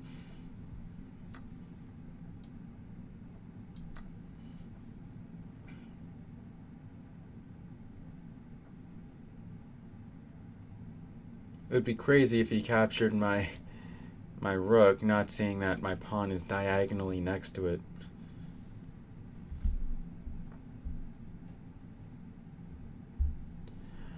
He doesn't make that mistake. I think I will go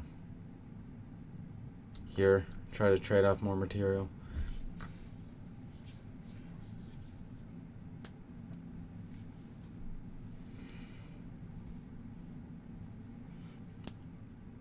Actually, this is a good move for him. It's a free pawn. He doesn't see that it's a free pawn. Okay. I'll actually go here. No, actually, I should capture with the pawn.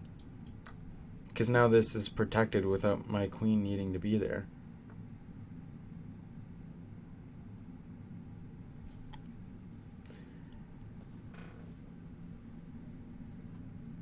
Oh, this is a free pawn. I'll take it. Nothing can capture this knight here immediately.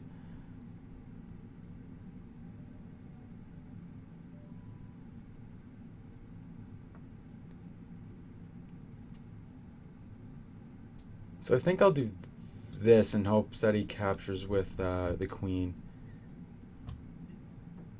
I think I'll do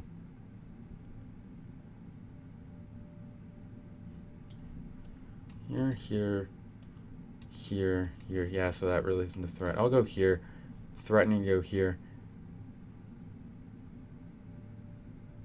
Oh, but then he'll probably just go here, and then if we exchange queens, it's just a pawn and bishop endgame.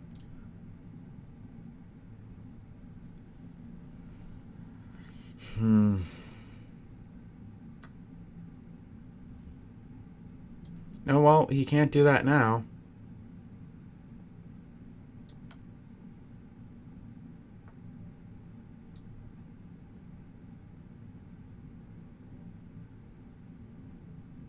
Yeah. I'm protecting this too. Which is also another good reason to do that. Obviously, if he goes check, I just go here. No surprises there. And he can't even capture this pawn here because of my dark squared bishop. So I should be doing pretty good here. Although the material is pretty even.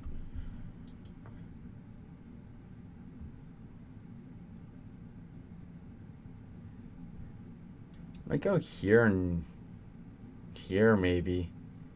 I don't know. Kind of seems a little bit unorthodox, but see what we can make happen. I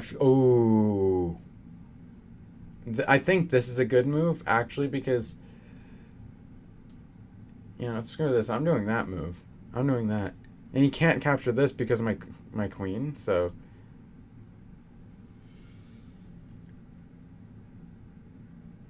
My king is. Oh man. Go here. Go here. Go here. If I think it's a decent move, I'll go here on my next turn. I do think it's a decent move, so I'll go here. I feel like whoever can capitalize on on their slight advantage, will win the game. I mean, I've in terms of material, I have a slight advantage. I've captured one more pawn worth of material. That doesn't mean I'm going to win, but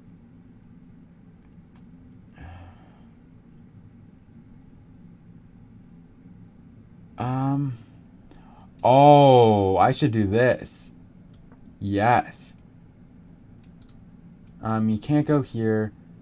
He can go here. He can't go here. I don't know. He might go here, but if he, huh? What would I do if he goes? That's a good question.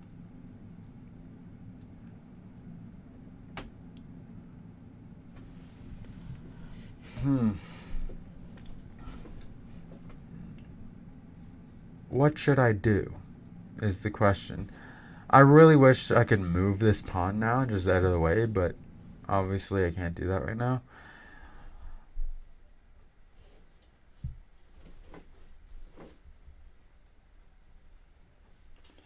Um,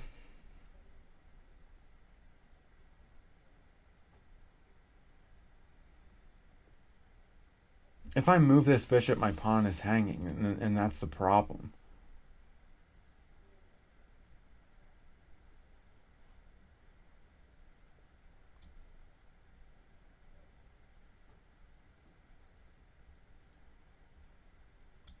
I don't think an attack can be built up by him right now. What I might do is go here and here. Again, threaten to capture the queen. I'm actually gonna go here, threaten to capture the queen with my pawn. Obviously, he won't allow it, but it is what it is.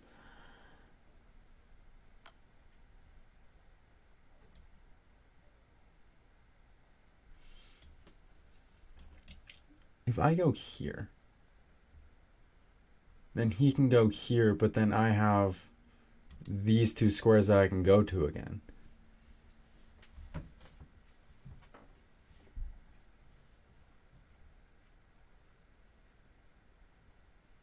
And then we're just looking the same thing, so it might actually become a draw.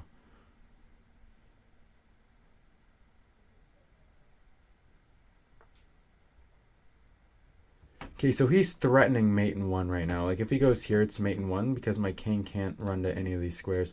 So what I need to do is put my queen here. That's the way to prevent the checkmate. Oh, and I didn't realize that was just a check as well.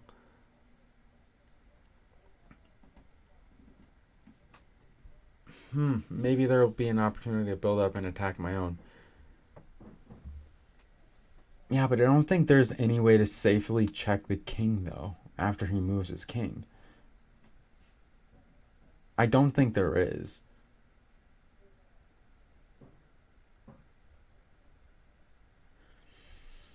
If he goes here, I'm... No, he decides to go there instead.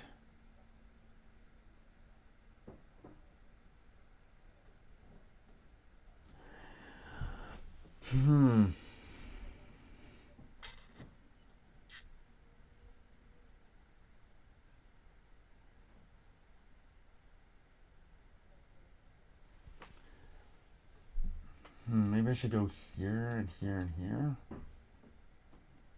But I'll just run my king up the board.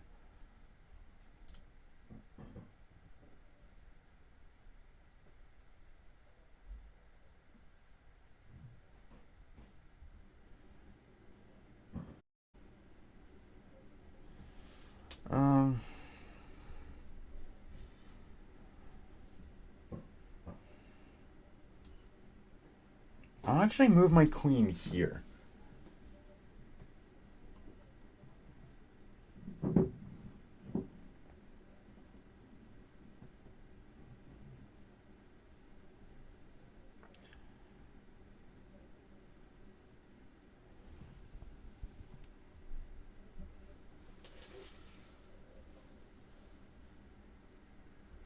So if he captures here, it's checkmate, right?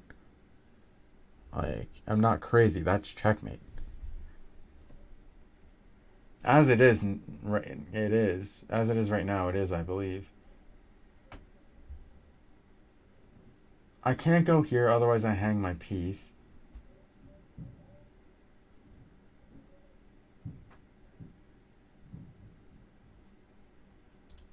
The mate in one is inevitable. It's impossible to stop, isn't it? Unless if I give up my queen, it's impossible.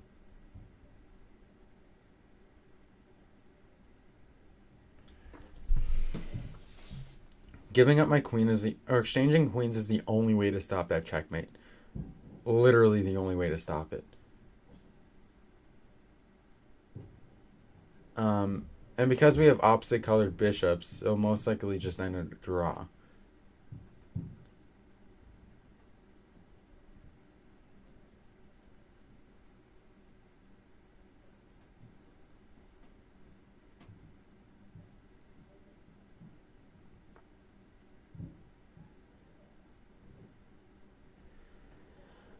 Okay. Maybe go here, sack a pawn to make it even material, then I can check.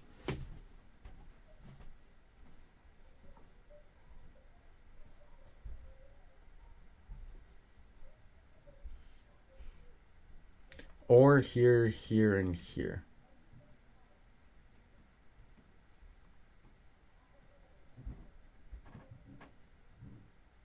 I think actually that's the best way to capitalize, because after the exchanges, I'll still be up by a pawn.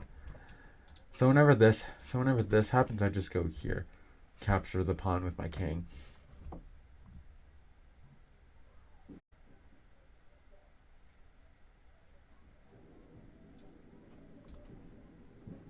Or capture the pawn with my queen.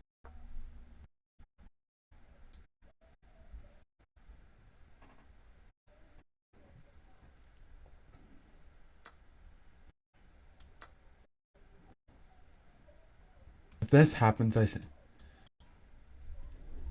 wait, which is the only square. Yeah, it's game over. He goes here and it's game over. I can't stop it.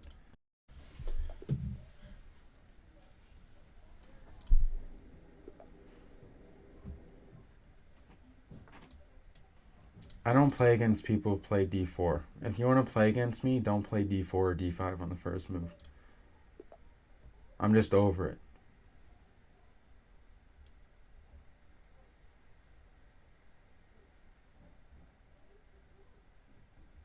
Like, come on, play a move. It's move one. You don't spend 15 seconds on move one.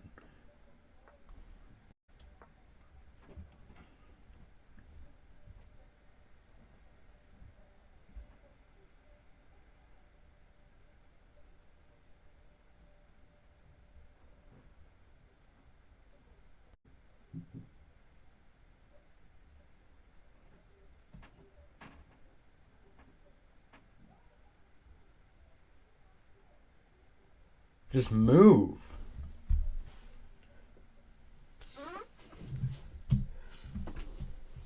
Like, this isn't like a classical match. Like, why is that so hard for people to understand?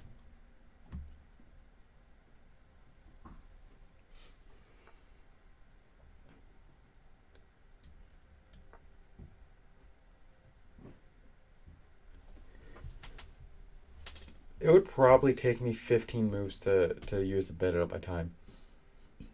Maybe. I don't know.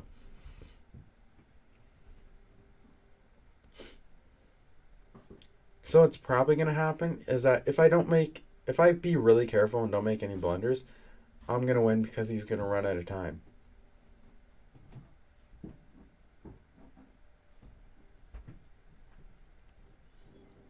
Like, it's move four. Like, come on. Like, we're not grandmasters. We don't. This is more of a casual match. Like, you don't really study all the lines and everything like that. Just make a move.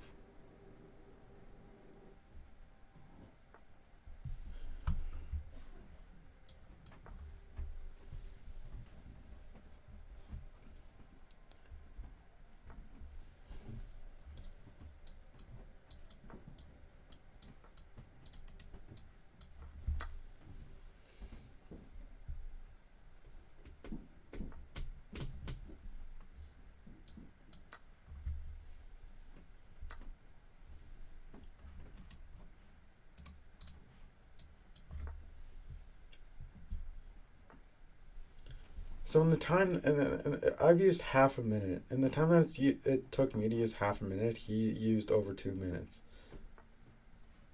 Sure, do that. You're just putting my queen in a better position.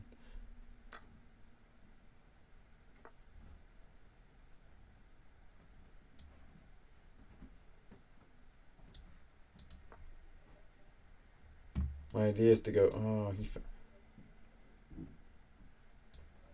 if I have enough time, I will go here, here, here, and threaten checkmate in one. He's probably just gonna keep pushing up these pawns, though.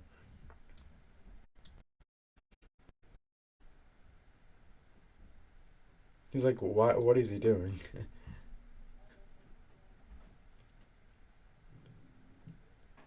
Actually, it won't be checkmate in one, but it'll be putting him in a lot of trouble.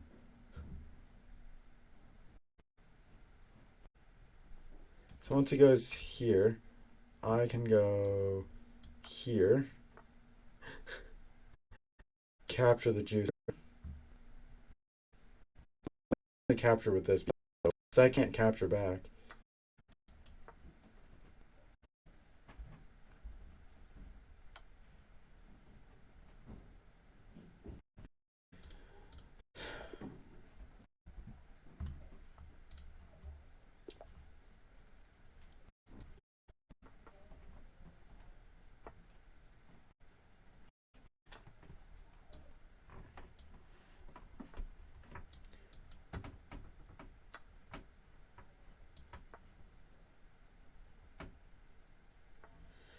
Stop pushing. Like, develop your pieces. Like,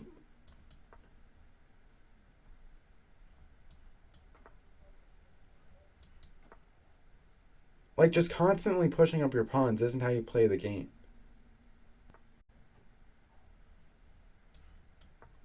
Like, it's just not. I'm sorry, but that's just not how you play the game.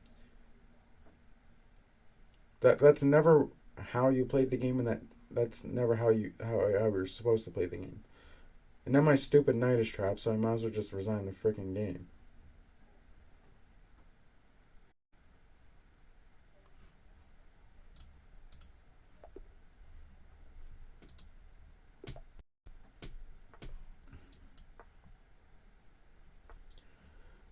Nope.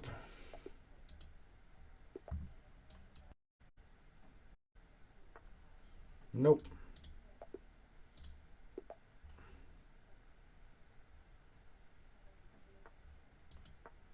No, I pushed my pawn up 2 squares.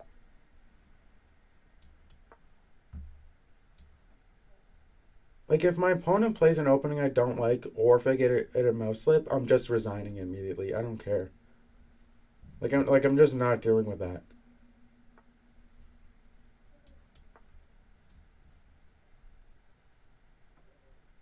Like that's just unacceptable for that to happen.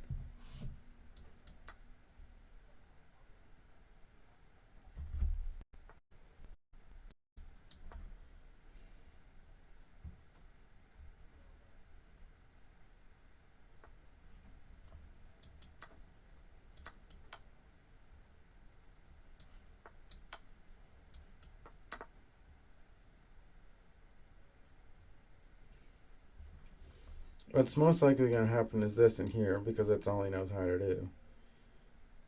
But whatever, it is what it is.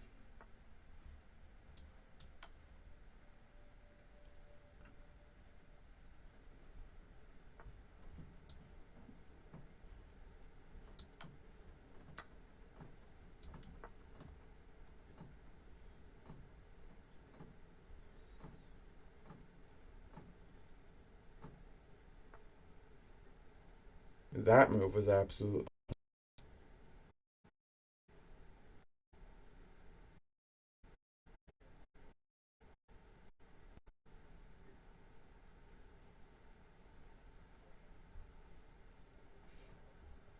Dude, you just retreat with a knight. Like, come on. It's easy. Come on, let's get it going.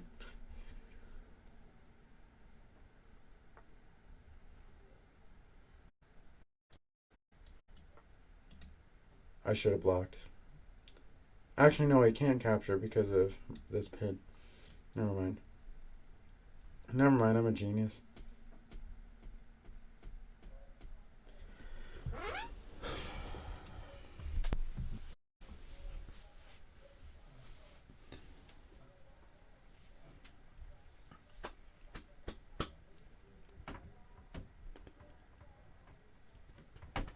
I wonder if I should just, like, go upstairs, like, make a grilled cheese sandwich while I'm waiting for this guy to move. Oh, never mind, he does it.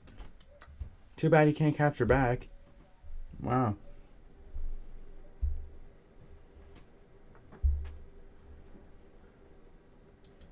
I can capture the... You do...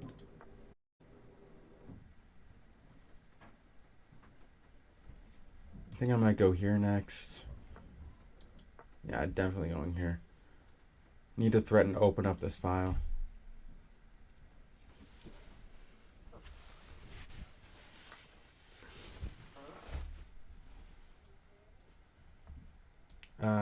Capture with a knight.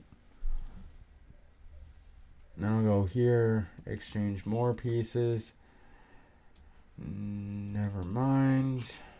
Well, unless if there's a better move. I'll do this unless if there's a better move, but right now I'm not seeing one. I think I'll just go here and then... No, I'll just go here and then I'll be winning by just a knight in the end game.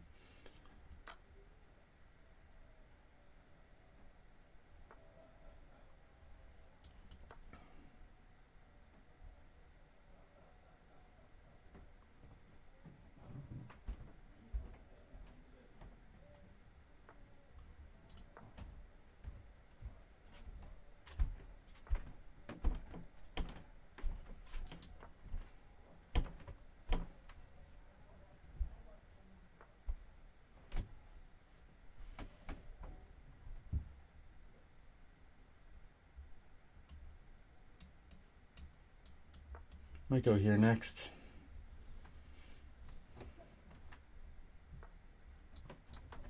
Oh, forking this pawn and the knight. Wow. So basically, if you don't want to lose this...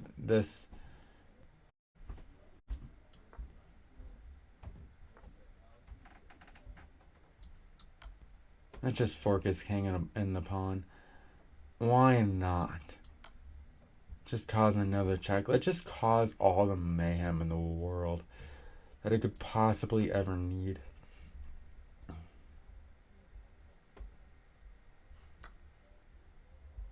Oh, I didn't even see that move. Oh, I guess I'll go here.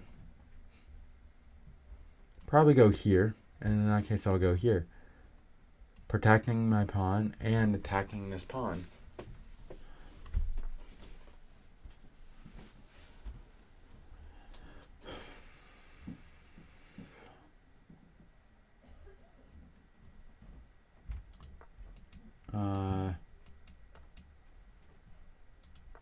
No. Well, I'll still go here. I feel like I should have pushed up my king again, though. And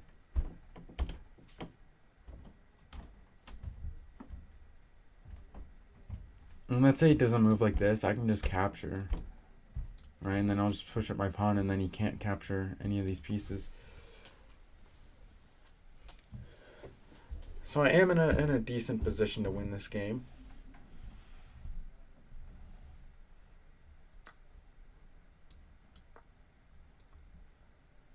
Oh, but... Oh, man. Oh, I can go here.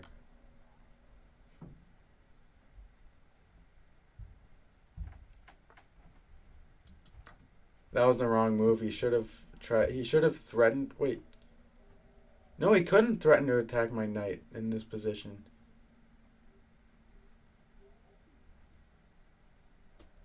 Interesting. There we go. That's the game winner right there. Ladies and gentlemen. And once he pushes, I just go here. So, it's game over.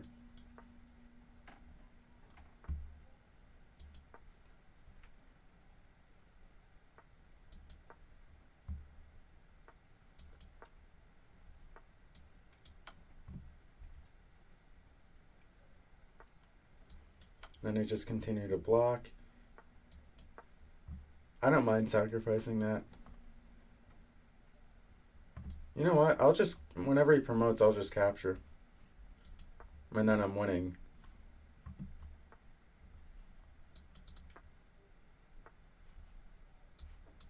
I win this pawn. Well, depending on how he plays it. Then I'll go over here.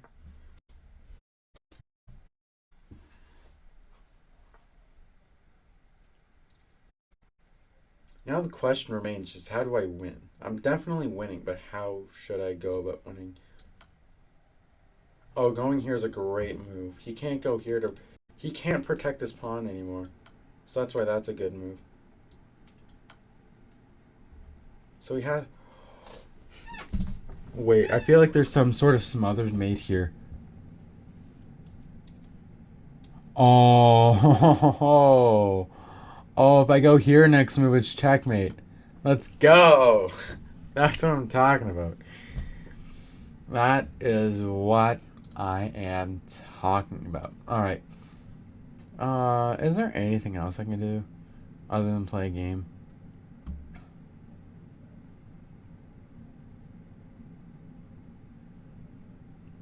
Is there any like end game practice I can do?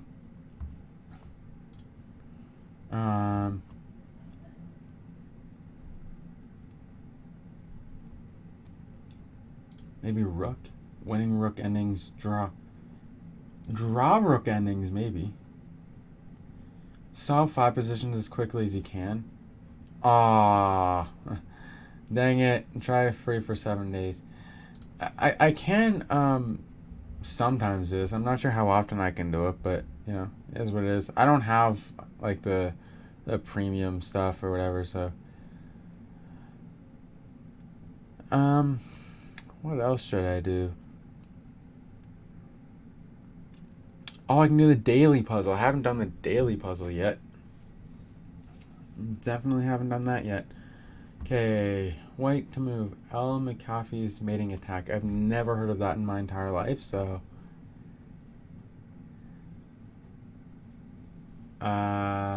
so yeah, I have no idea what. Oh, so I have to move the knight first. No, I'm just kind of guessing as sacrifice because I feel like that's what usually these clever things are. But no, it's not one. Here maybe? Nope. Yeah, I have no idea. I'm just gonna move the piece everywhere because I have no idea.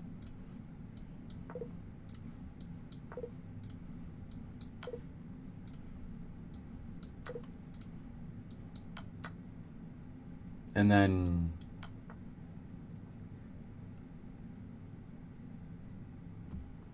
ah ha ha ha ha ha ha ha ah ha, ha, oh man. Okay, I wanna redo that.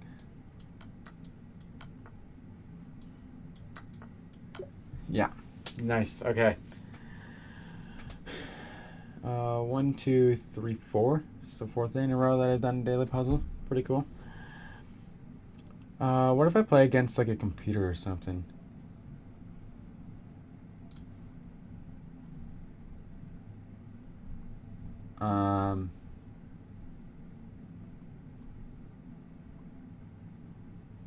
Oh, maybe I can.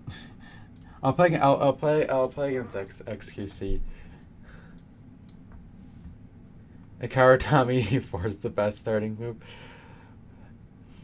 It depends on what opening you're playing, but you know. I'll castle. I'll capture. If you're gonna give me a pawn advantage, I'll take it.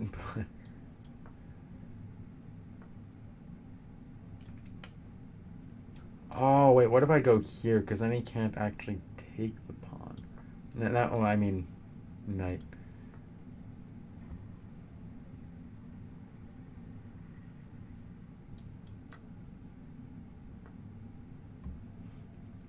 I think I'll go here.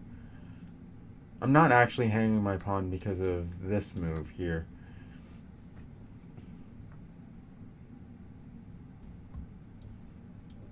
Let's go here. And I don't know where else I can go.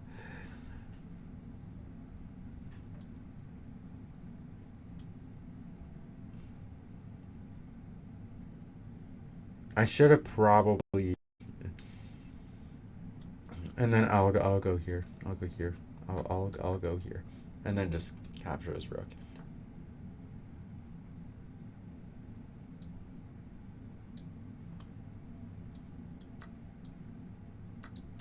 Let's go. I'm winning.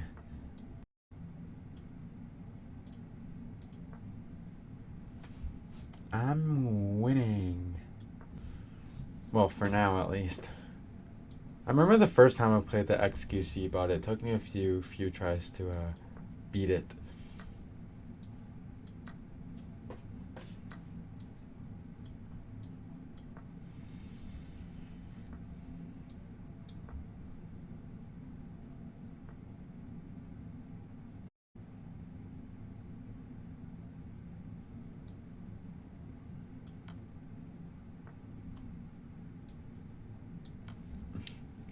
Don't try the cheese, dude. Oh my gosh. Okay. Maybe here and here.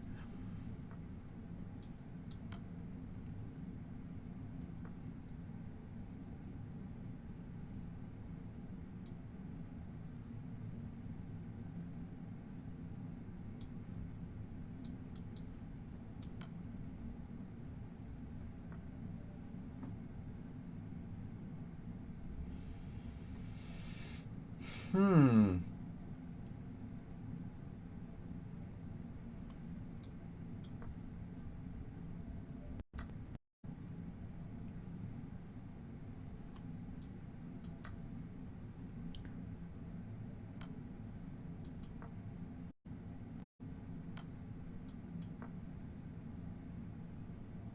Come on, stop.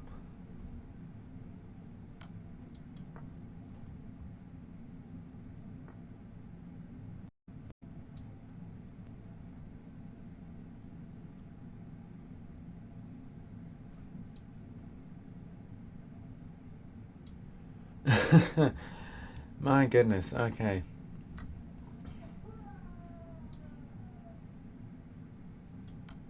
I know. Oh, no, going here would actually blunder a rook.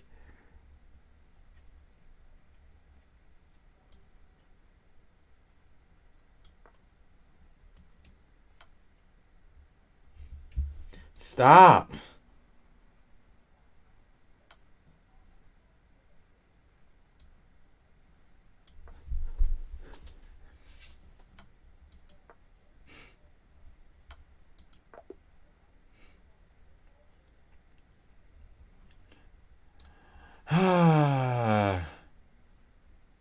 I would rather play more 10-minute chess than get a threefold repetition with the XQC bot.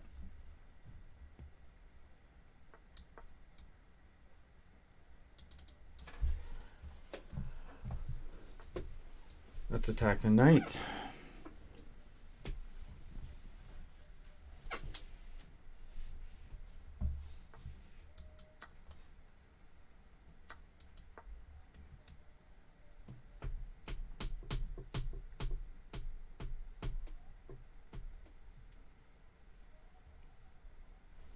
This guy's from Iran. Wow.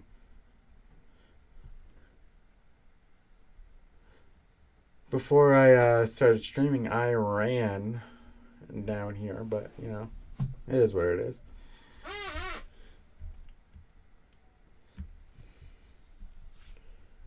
Can this guy just play something like it's move 5?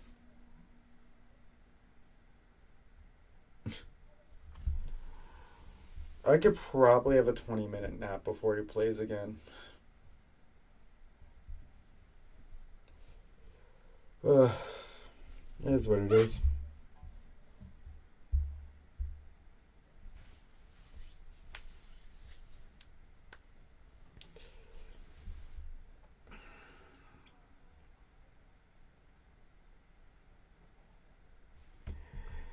So it says that he has disconnected and the game will auto resign and well now it says in around 20 minutes or 20 seconds.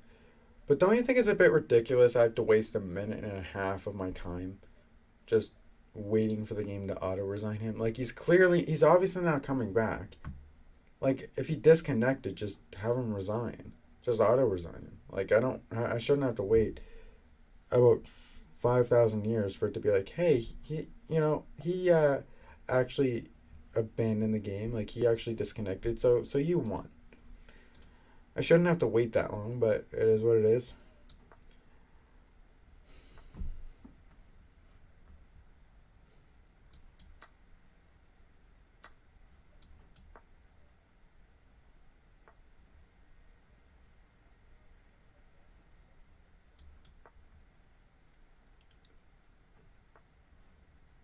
The problem for me now is that I can't develop my bishop like usual. Otherwise his queen takes.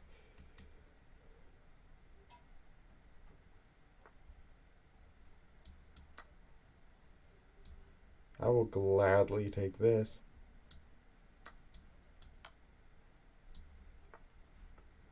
That's a very interesting choice.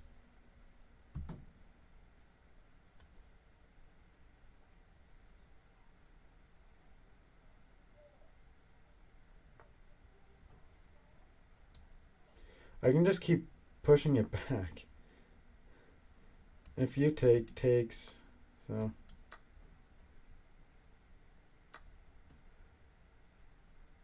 Why are you not taking with the queen?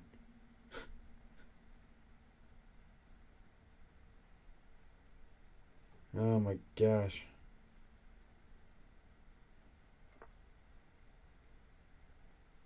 Oh, I see an idea. Do you see what I see? Check.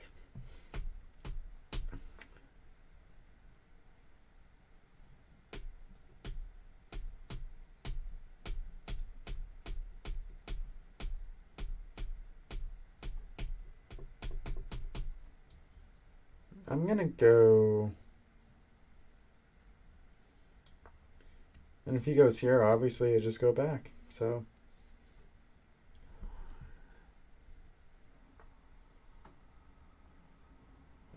This targets this, but my pawn is protecting that.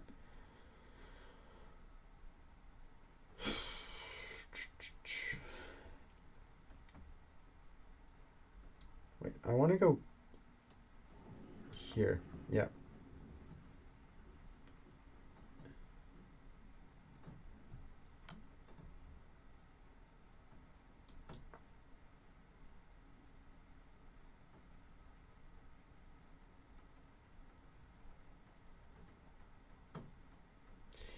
Yep.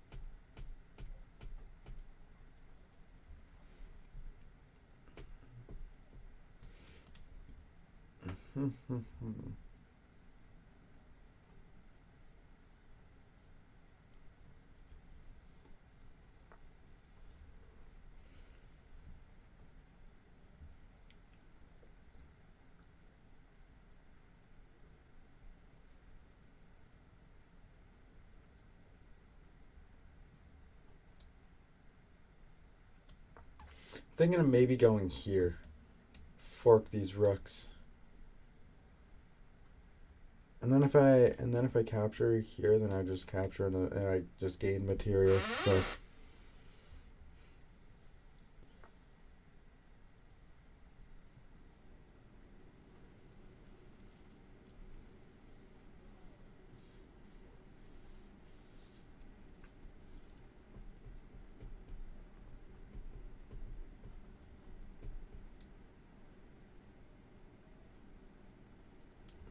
Go ahead. Take this pawn.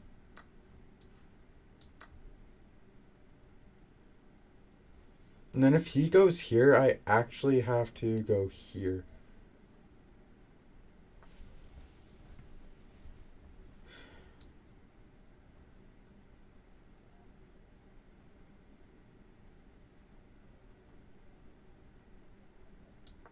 He should have really taken this piece. Because then I would have had to go here, I think. Maybe. I don't know.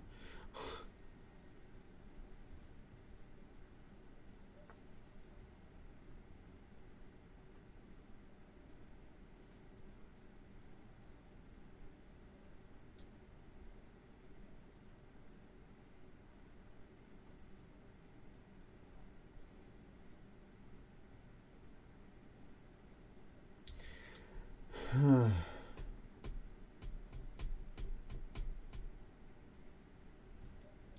think pushing my pawn up is a decent idea.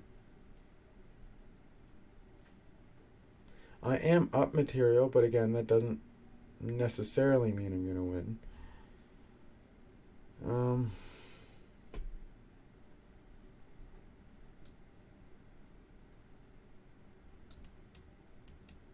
Yeah, I think it's about time that I opened up this diagonal. Yeah, and this doesn't work because of my bishop.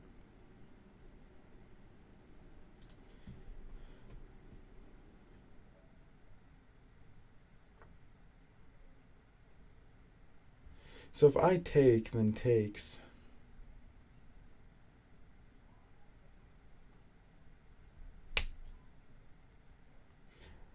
Or well, I can't open up this diagonal now. Because if I do that, then I'm leaving, the queen side to be attacked.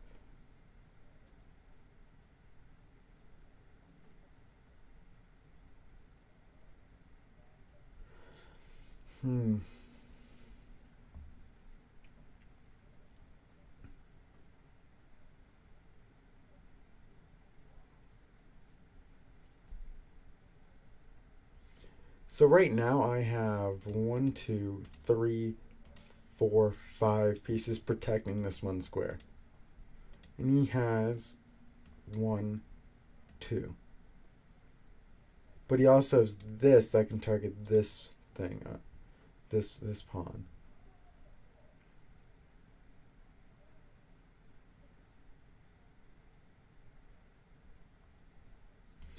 What if I go here and then the idea of going here? I don't know, that seems a little bit too risque. I'm just gonna... No, I shouldn't push the pawn because then he can do this.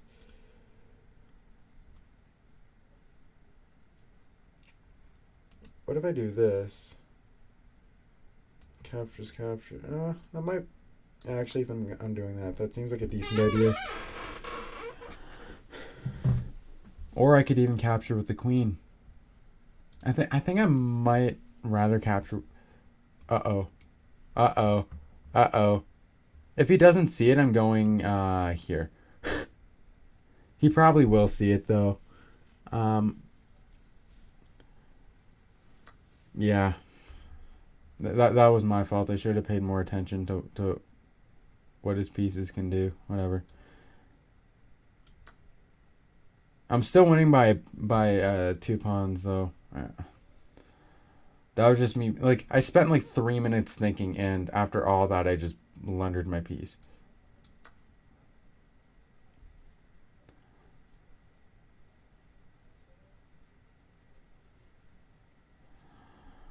So, kind of a disappointment.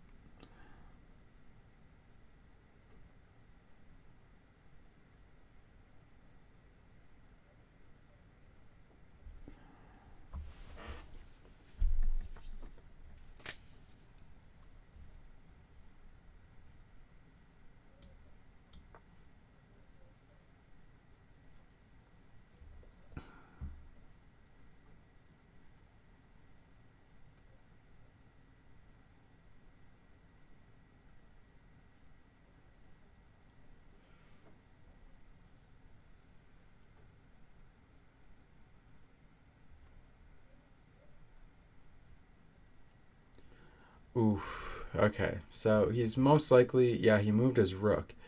So what I think I'm gonna do is I'm gonna go here, forking his queen and his bishop. Oh, actually, or I can just capture the bishop right away. Hold on, if I go here,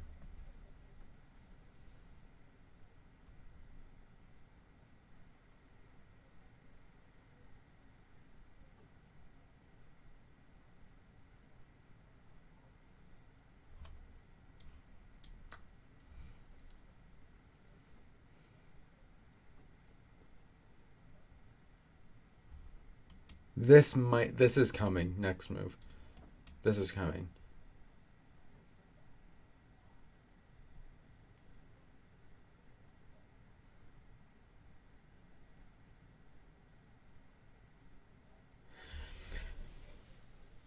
Okay, no, he's the one who's playing slow.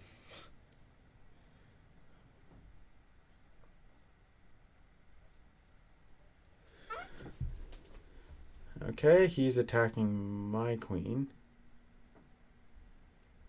So I'm going to do this. So if he captures, I capture. Quite simple. I don't really want to move my queen right now. Wait, what piece did he capture? He captured a pawn. Alright, then I'll capture your rook.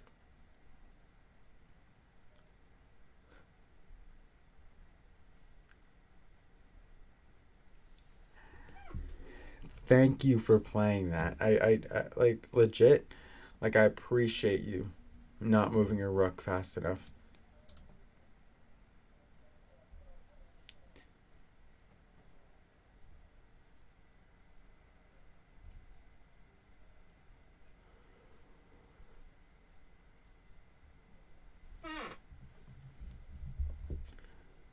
So as long as I don't blunder, I definitely will win. I mean, it's just a fact. I'm up 4 pawns. Why would you move your queen there? If you do this, I just capture with my queen. I'm gonna keep that pin alive, and I'm gonna capture with this instead.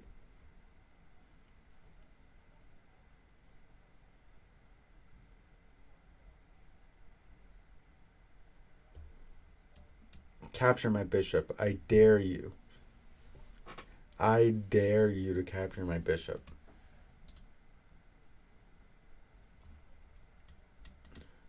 I might actually go here on my next move. I don't know.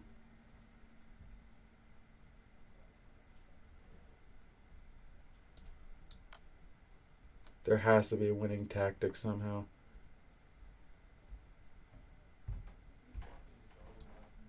Wait, this is... Oh, it's almost winning. He has a pawn move. That's great. I'm just going to capture.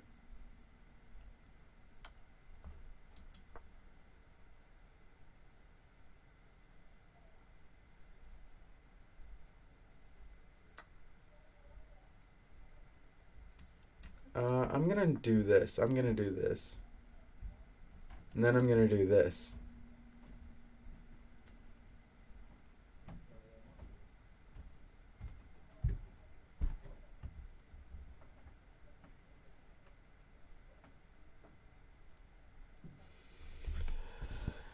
Man, I can't believe I came back like that after blundering. Wow. Wow, okay. Um yeah. Do I want to Well, actually I do have a daily chess game that one of my Yeah, and this one I'm just absolutely crushing. I might go here, check again. I don't know. Could be good. I might go here actually with my queen and then just like capture his pawns. That might be an idea.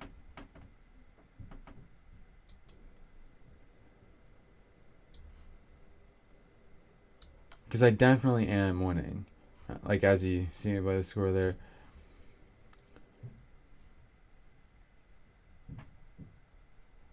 Let's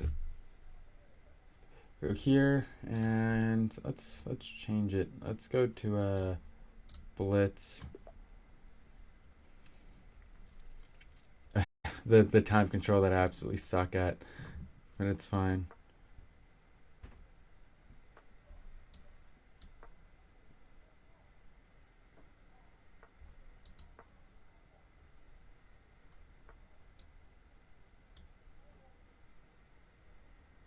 Dude, my queen is still there. I don't know why that move is so special, but it is, I guess.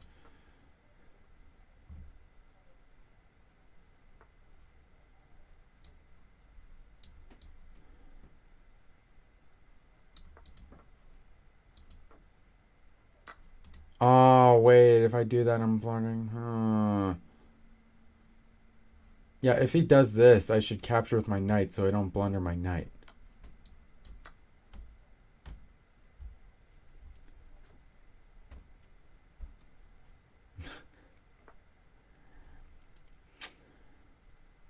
Yeah, let's go here with my bishop.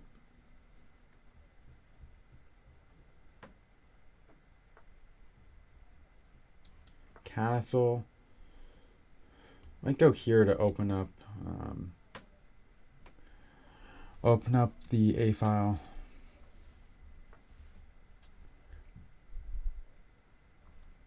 Or I'll do this and attack his queen.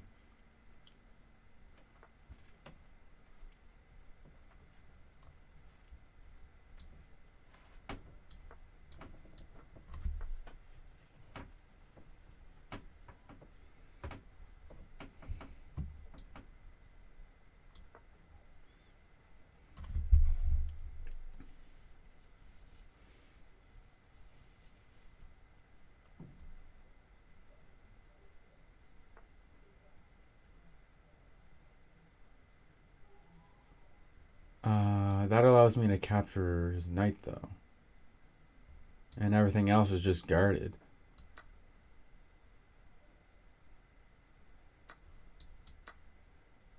And you can't capture this or this because they're both guarded by... What are you doing?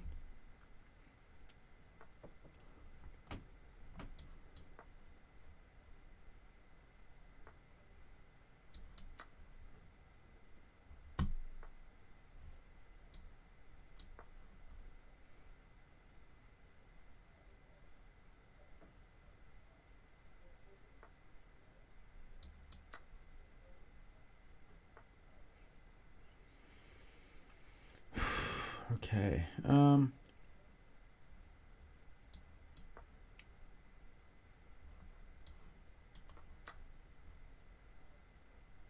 Oh, what? Oh, somehow I didn't see his bishop there. Okay. Okay, so I have an idea. Checkmate.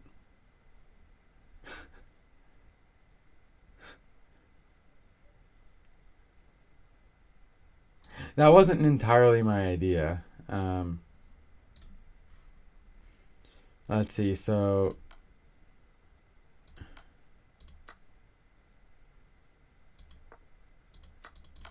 Yeah, so my idea was after I blundered that piece, captures. My idea was to, like... I honestly did expect for him to move his move here, and then I can go here. And let's say he doesn't move like this, then it's just game over. That's the idea I had, but instead he just went here and let me win the game. So, fantastic. That'll probably be the only blitz game I win.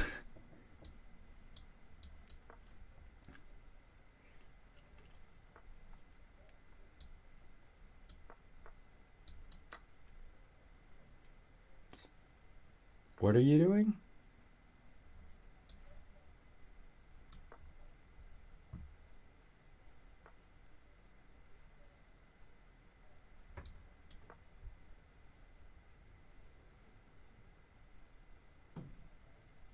I, I'm I'm I'm honestly really confused.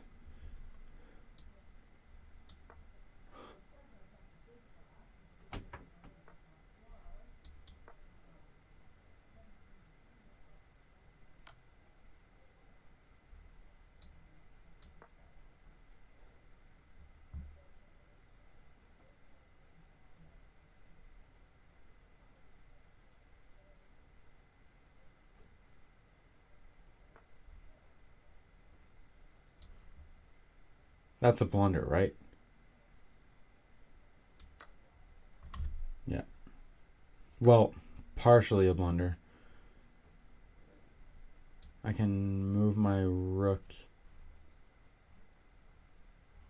here. I'm still winning by a pawn, but at least I have some developed pieces. He doesn't. He doesn't have any developed pieces.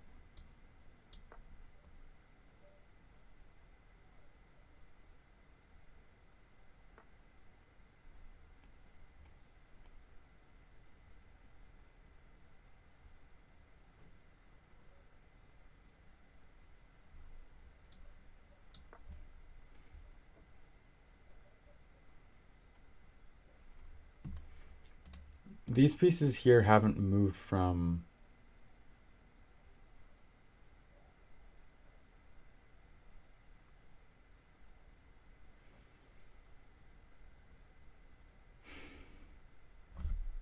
Of course. Good game, dude. Good game. You won by only using the queen. Congratulations. No, no. Play proper chess, people.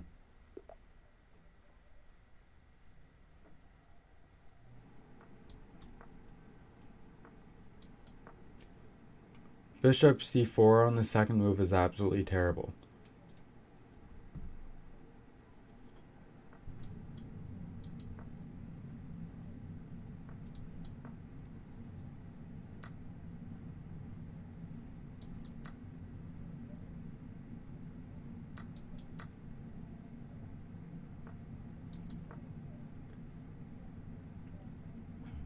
And that's why it's absolutely terrible.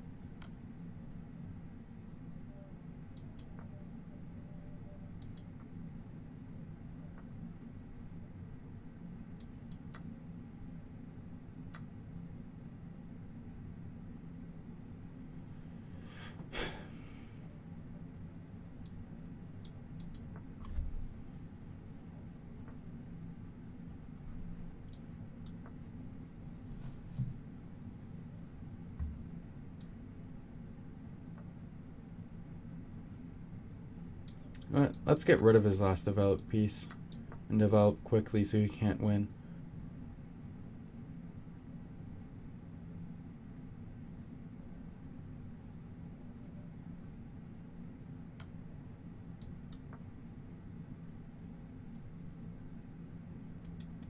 Like, that attack was absolutely pointless. Like, literally the most pointless, like, just weak.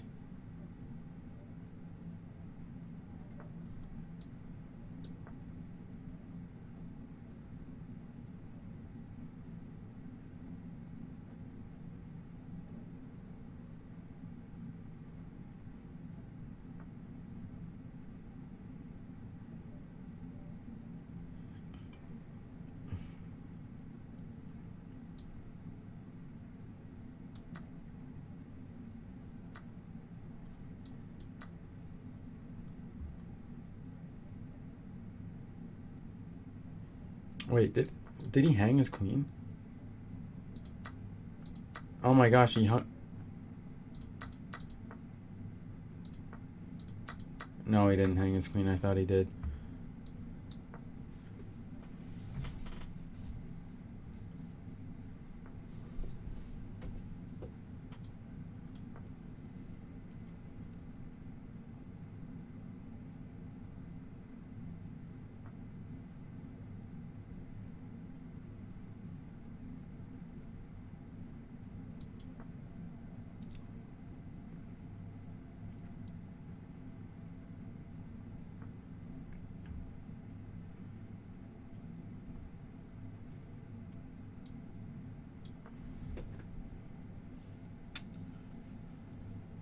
Here, here, here, here, here.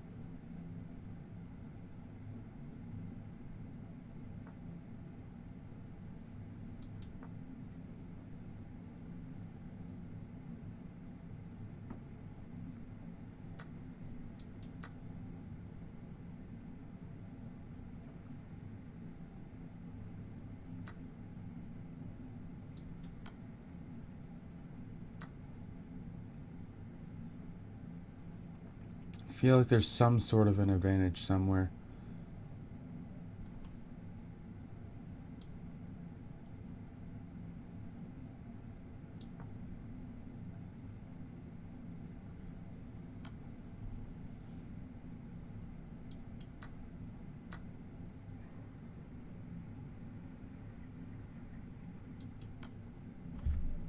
I blundered my rook. Okay. The one time I actually stand a chance and I blunder.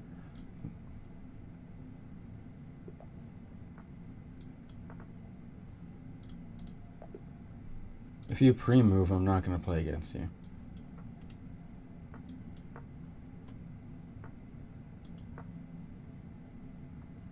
Like, stop with your pathetic queen attack. It doesn't work.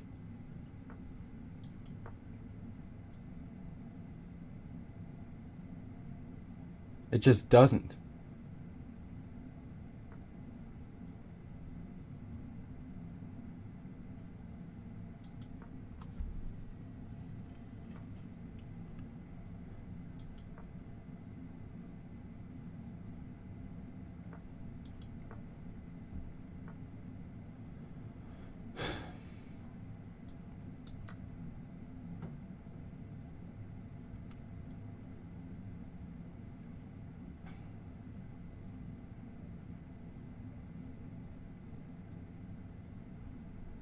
His queen is trapped. Or it's not, never mind. Never mind, it's not trapped.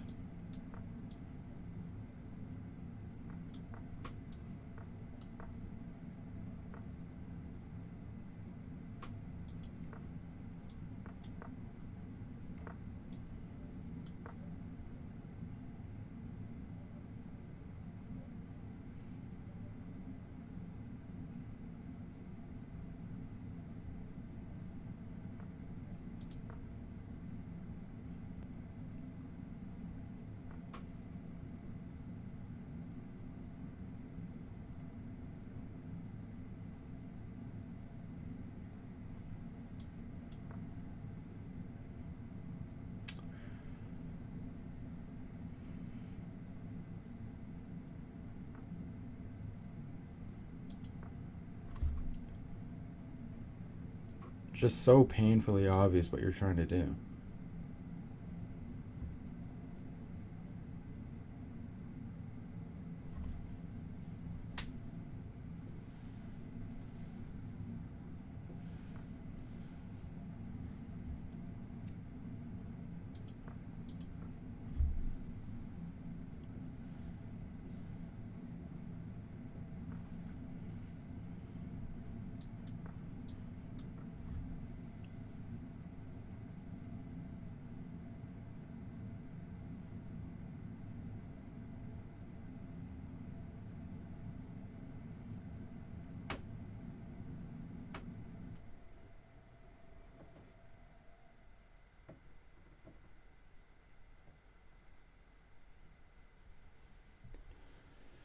Come on, it's a 3-minute match.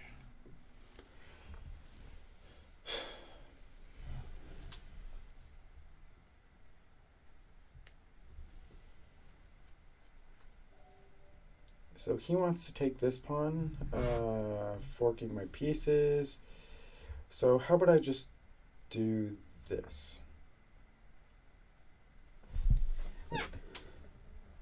Oh, no, I should have taken with... I guess I can take with the pawn, but it'll be tough. Whatever. At this point, I'm almost winning on time by a whole minute. No, I'm gonna capture, and then I can just retreat or go up with a knight one more square. I think I'd rather retreat, actually.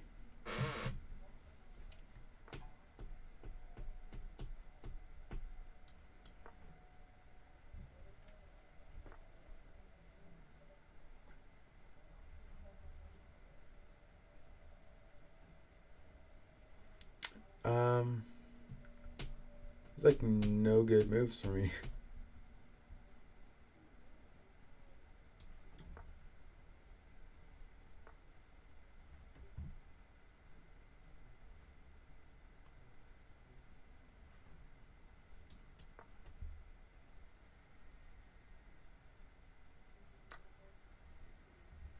So he wants me to go here, so you can go here.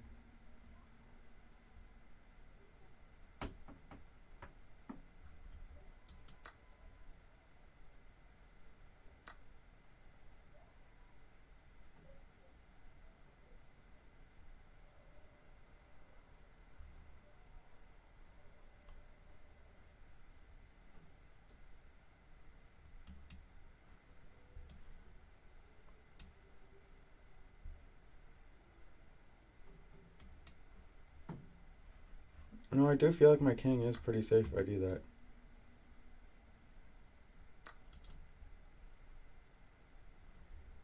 I guess that's not what his plan was.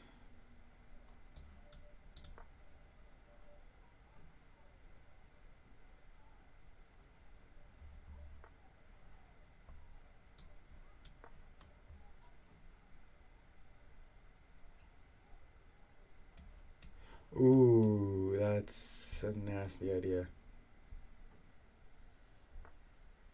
And he sees it. He sees the exact. Well, never mind.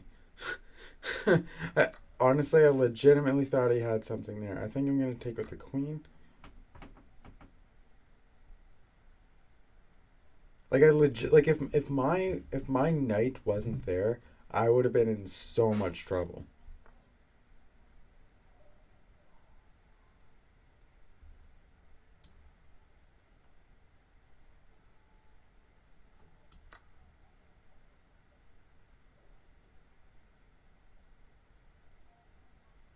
He's down to less than 30 seconds.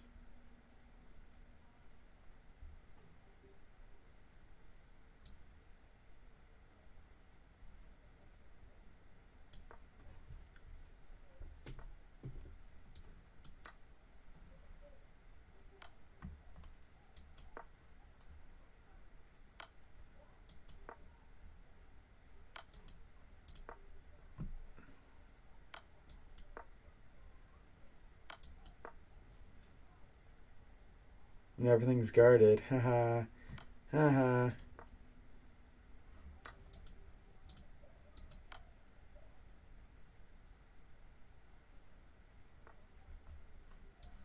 Haha.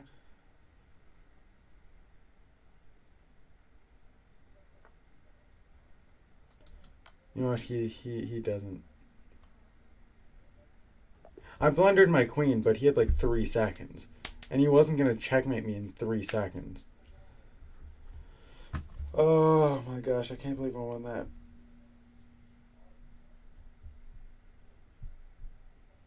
Okay.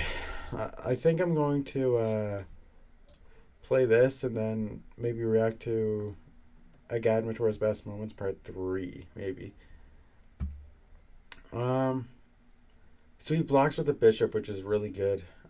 I can't actually capture this pawn because of the bishop anymore. Maybe here?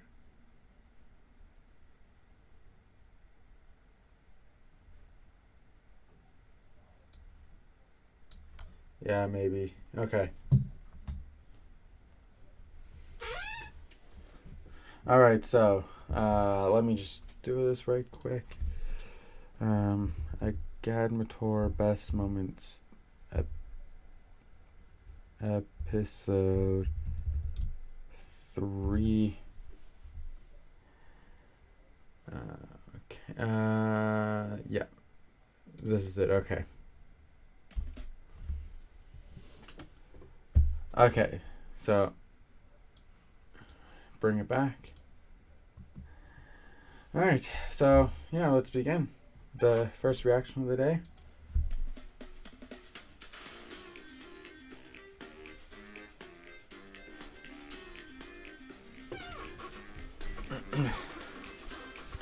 I always really like this intro. Hello everyone, and welcome to what will most likely be the shortest video I ever made. Thank you all, and I'll see you soon. What? Chat. Hello everyone, and welcome to what will most likely be the shortest video I ever made. Thank you all, and I'll see you soon. Chess comedy video. Most of the jokes are very cheesy, but you know they are kind of funny. And chess comedy videos are so rare that I don't think we can really afford to be picky. And now everything is hanging. This is hanging. This is hanging. This is hanging. We have e4, so already seems like it's going to be an exciting game. Megan. You're more than welcome to pause it. Yeah, like a game between Magnus and Hikaru, probably arguably the two best players right now.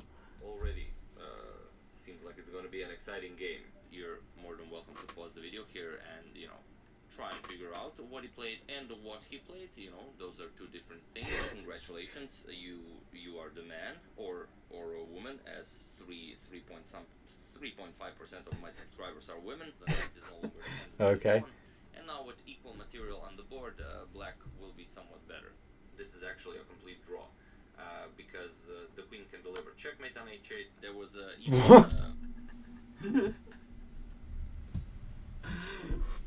that's hilarious. He's like, this is a complete draw because Black can move the queen here for checkmate. Draw. Because the queen can deliver checkmate on h8. There was Wait. Because the queen can deliver. But that's not checkmate though, because Black can move the king here.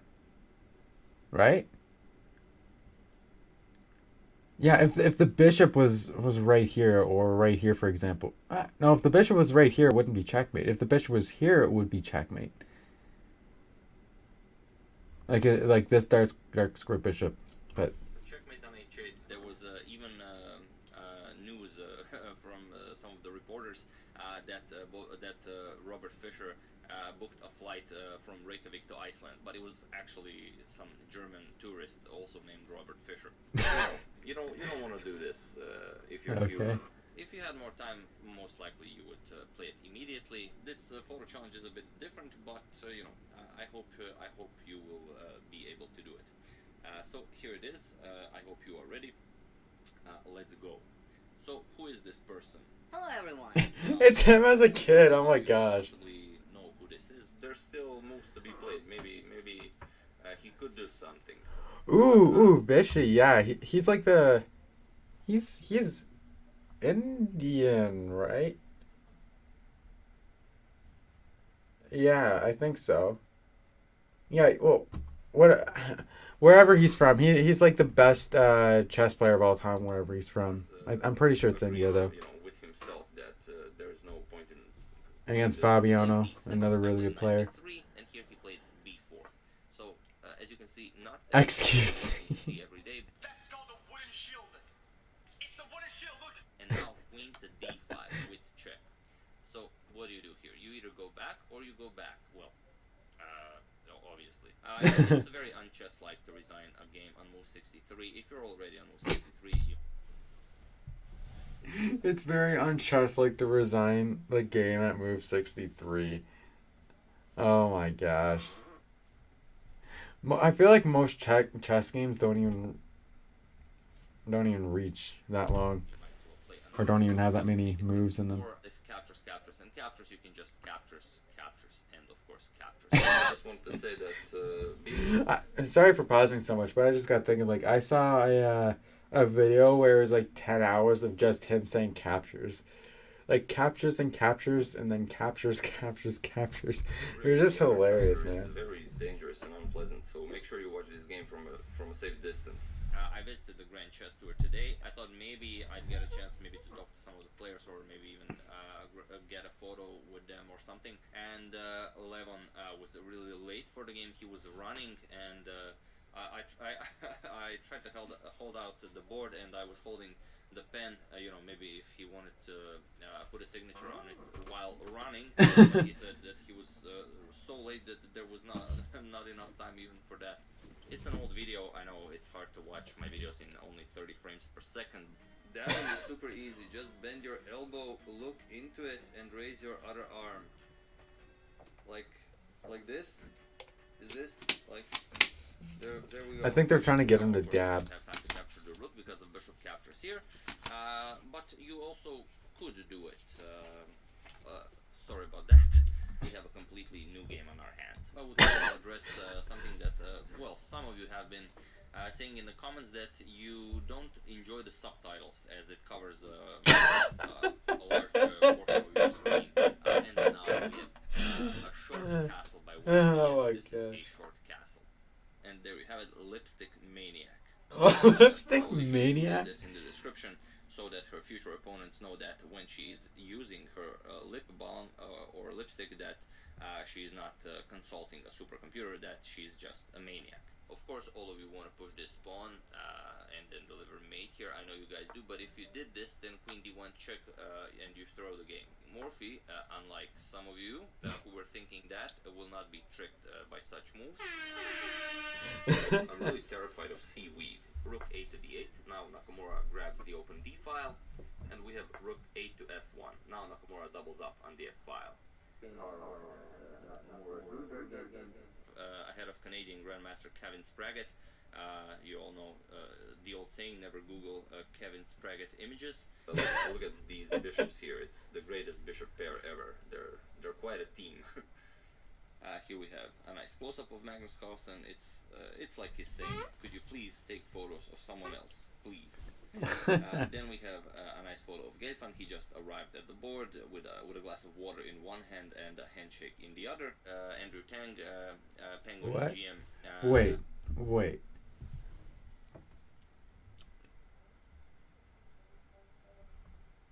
What?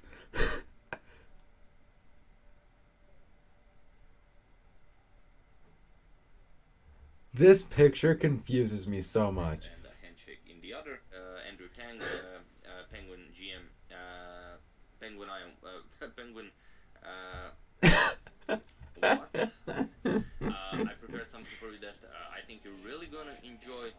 If your friends at the bar and the library ask you about it, the first ever game between Morphy and Paulson ended in a draw. Do mention this to your friends at the bar and the library. And I had to go out for a beer. Your friends at the bar. So definitely a good read, and the library are gonna go nuts. Good company with some nice craft beer. Your friends at the bar are very much looking forward to this book, and the library will not believe this. A lot of things going up for a beer. Show it to your friends at the bar and just return these books here in the library. Once they come out one day or the other, you will be maybe in a bar, in a library or somewhere, and you will be able to impress your friends with your great knowledge. So thank you all, I will see you soon and have an excellent rest of your day. And don't forget to show this game to your friends at the bar and the library. That's the stuff. I don't have a photo of a young Morphy, even though Morphy is like 8.5, 9 years old here. I did use some image software to try and make him a little bit younger, but in the end I think it just thinned out his face. It's just amazing, this moment where I forgot where the moment was. Yeah, I definitely think I'm gonna take a crash course under Reti to be able to survive at least until move 2. The players were taken on a yacht trip. So here we have it. There you have it. Players are getting ready to board the yacht. There's Anand, Maxim, Karakin in the back, Wesley Sodin, Gliren, and Shakhdar Mamedyarov, and a suspiciously happy person standing behind them. One player who appears to be, extremely happy is Shakhdar Mamedyarov. Karakin is not very impressed, as he's been on the yacht plenty of times, but Mamedyarov definitely looks like someone who should have been in a video of Lonely Islands. I'm on a boat. King b1, always a useful move, unless it's not. After g3, you're just going to recapture. Yes, you are going to recapture. Sorry, seems the interface froze for some reason. No idea why this happened. In 2020, Capablanca did not play any games. No way, Jose. It's not like find a good move. Just try to find something. Don't have any water. I forgot to pour some fresh water. So for those of you who found it, congratulations. You are an engine, sir. You know who wouldn't allow two chess players from entering their country regardless of the disease they're carrying. Nikolai Rosolimo was an American, French, Greek, Russian grandmaster. Oh yeah. French, Greek, Russian. Really puts a bind on black's position. Okay. It's very hard for black to develop to make use of the rooks, and also the a7 pawn is now under attack. Meta is seeing ghosts, obviously. It's all gonna be about him.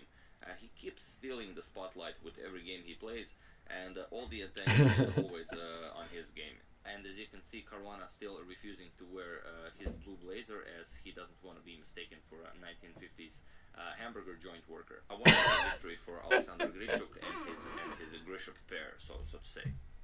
We have castles by black, not just by black, but by Roy Turnbull black. Why did he resign? Well, there are 3 queens on the board.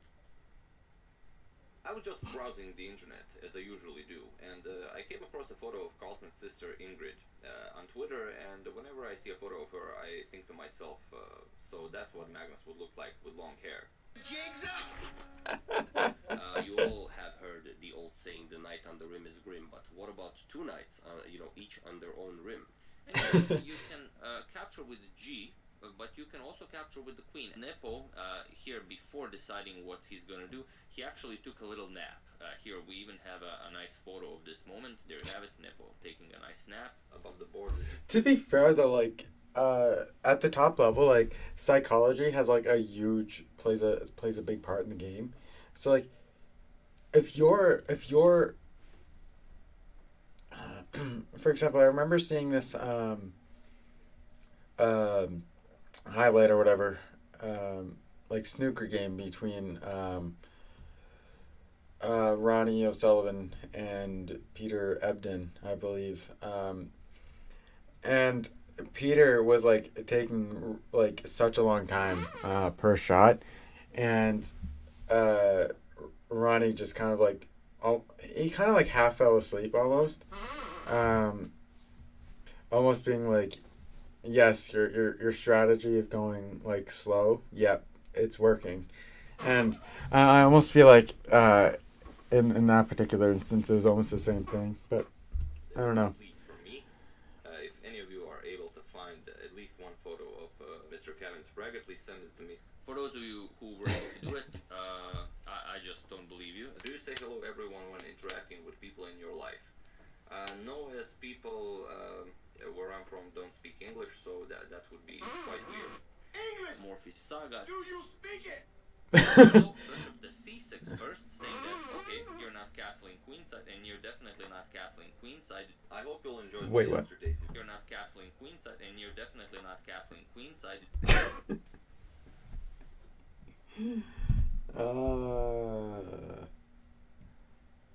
I think he meant you're definitely not castling queenside and you're definitely not castling kingside. I'm pretty sure that's what he meant to say. Enjoyed my yesterday's video. Ivanchuk is bold, but it's time to get back to our 1991 Linares series featuring also Vasily Ivanchuk. So again, I was very unimpressed that I actually knew that there is a win here because of the damn engine evaluation. What did you say? So yeah, that's the game. I do hope you enjoyed it. I would like to thank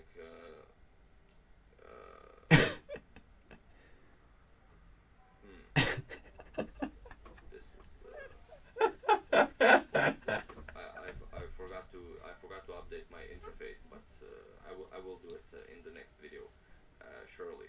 And don't call me Shirley. As usual, you can check out my previous videos here. Thank you all for watching, and I will see you soon. Nice. Oh my gosh. Admit. That was good. That was good. That was really good.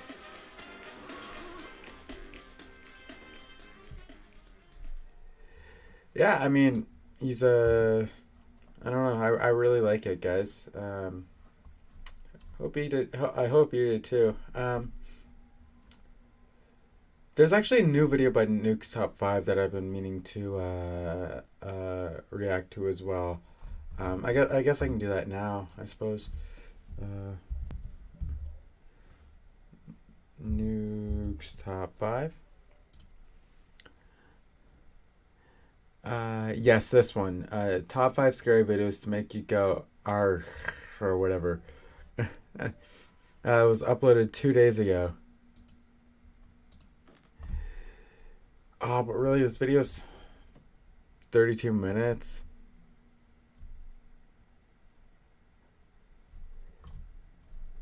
Yeah, well, let's do it. I'm gonna react to this video and then I think I'll end the stream there because I think it'll be pretty close to 7 p.m. All right, let's do this.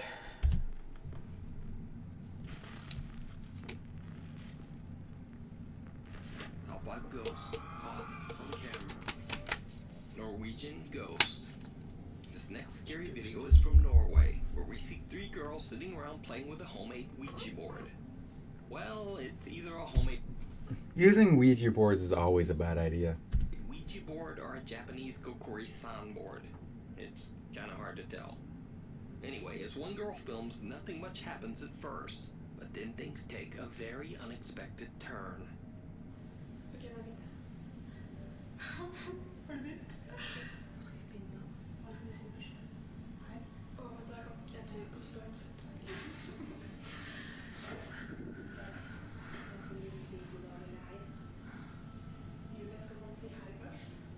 Så liksom, ja, jag tror si, du må liksom invitere den da, måtte. Ok. Stav, hei.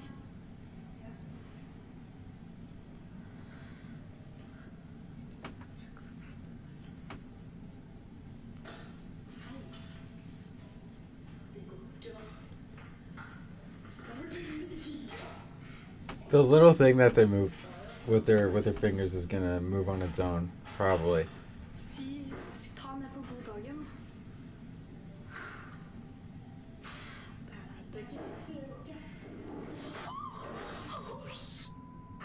Huh? What happened? Ok, vet du hva? Nå kan jeg få gå hjem, eller? Nei, jeg tør ikke å gå hjem. Jeg tør ikke. Ta det på dagen. Jeg tør ikke å ha det her nå.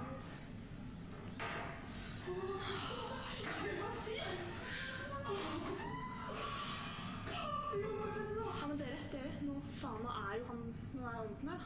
Nå må dere... I'm like not even scared right now. Tenk hvis han kommer og tar meg, da. For jeg sitter alene. Faen, og så sitter i vinduet også. Kan dere følge meg hjem, eller? Jeg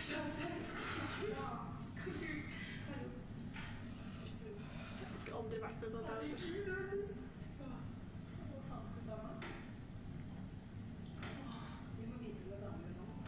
Det kommer seriøst sånne lysglimt foran skjermen, altså. Det er dritkult.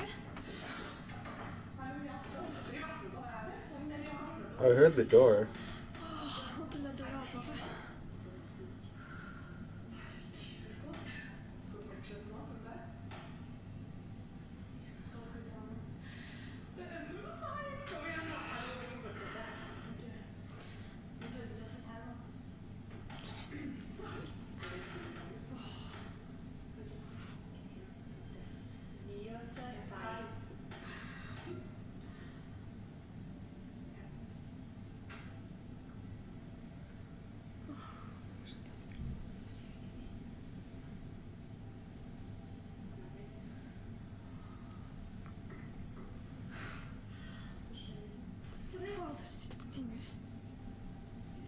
Helvete, hele driten gjør jo. If it's scaring you, then why don't you just leave?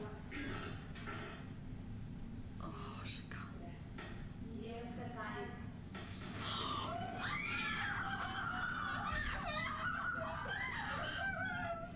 If there's one thing to be learned from this creepy video, it's that when you're messing with ghosts on a Ouija board, never say, quote, "It's not working," or, quote, "Show us a sign." Yeah. So, Do you think this is a scary video of a summoned ghost caught on camera? Or is it just some bored Norwegian girls pulling a prank? Let me know. Oh, the cup was pulled as well. I didn't even see that. Nuke's Top 5 viewers and first-time paranormal explorers Salam and Faraz travel to the abandoned Excellencia Hotel Suites in the city of Amman, Jordan. They plan to conduct a nighttime exploration of the creepy 9-story building. The hotel is said to be haunted after a tragic event that happened 5 years ago. A man found his wife cheating on him in a hotel room on the Oh, third floor. wow. In a rage, the man took her life and that of her lover. Soon after, the hotel was forced to shut down after receiving a bad reputation, and guests began to claim that they experienced a constant dreadful feeling of being watched. However, Salam and Faraz are more worried about encountering real and very much alive people during their exploration, as they too feel like they're being watched and followed. When they reach the supposedly haunted third floor, the explorers experience something downright chilling.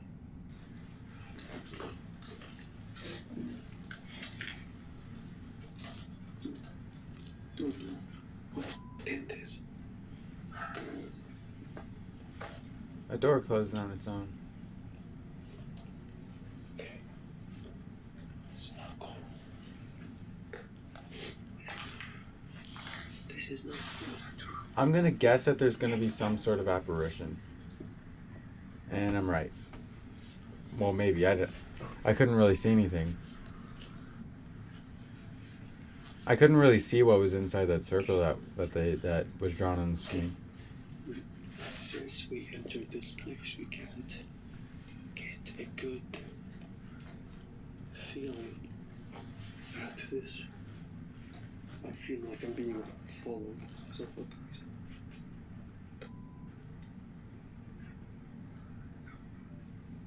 Okay.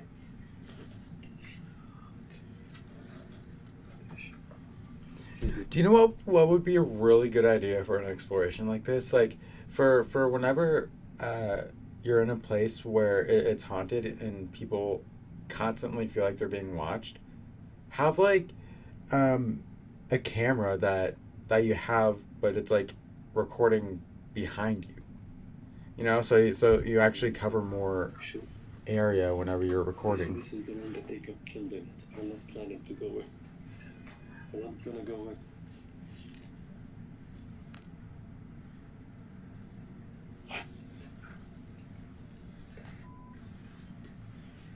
What?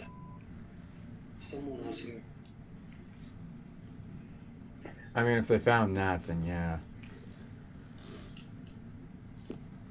Go.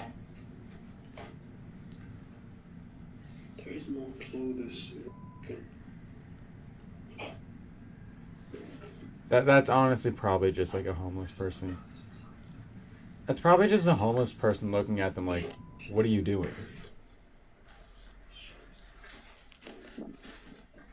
Sure.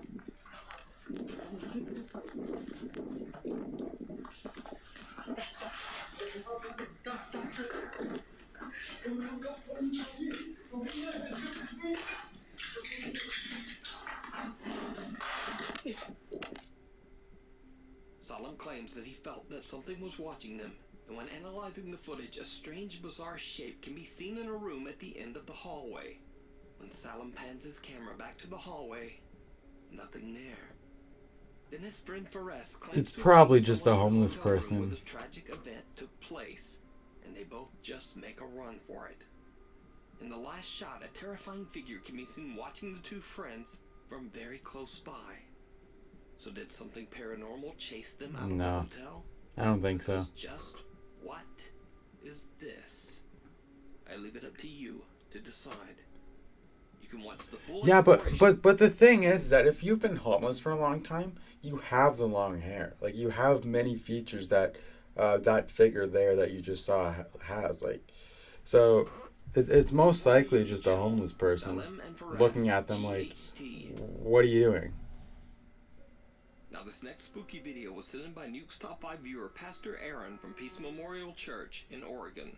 Pastor Aaron explains in his email that because of the current global health crisis, he was attempting to record announcements for the church's temporary online services. He's using his phone to record a video, when he is interrupted by something that he just can't explain. Well, hey everybody, Pastor Aaron here. It's my pleasure just to announce that this Sunday will be open.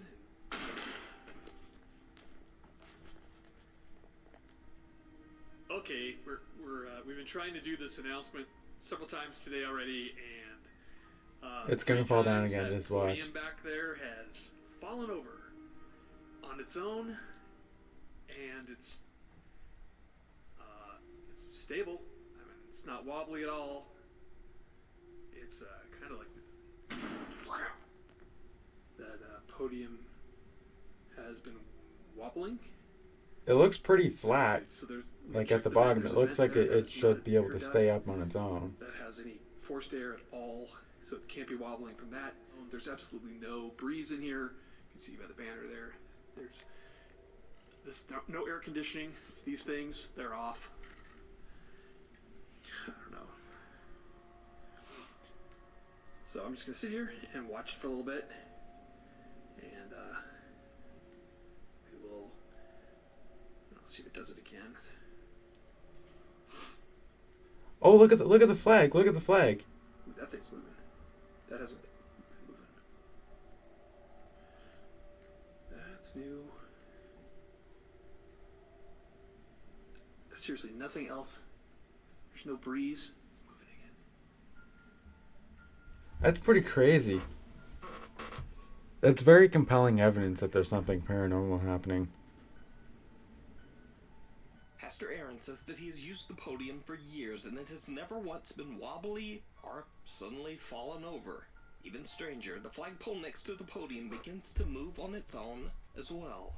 The pastor explains that nothing spooky or paranormal has ever happened at the church, but he says that a few times he has been called to help families who were dealing with paranormal events at their homes. Oh. So could something have followed Pastor Aaron back to the church? Let me Yeah, know that's what you probably think. the case. Yeah, I'd imagine that.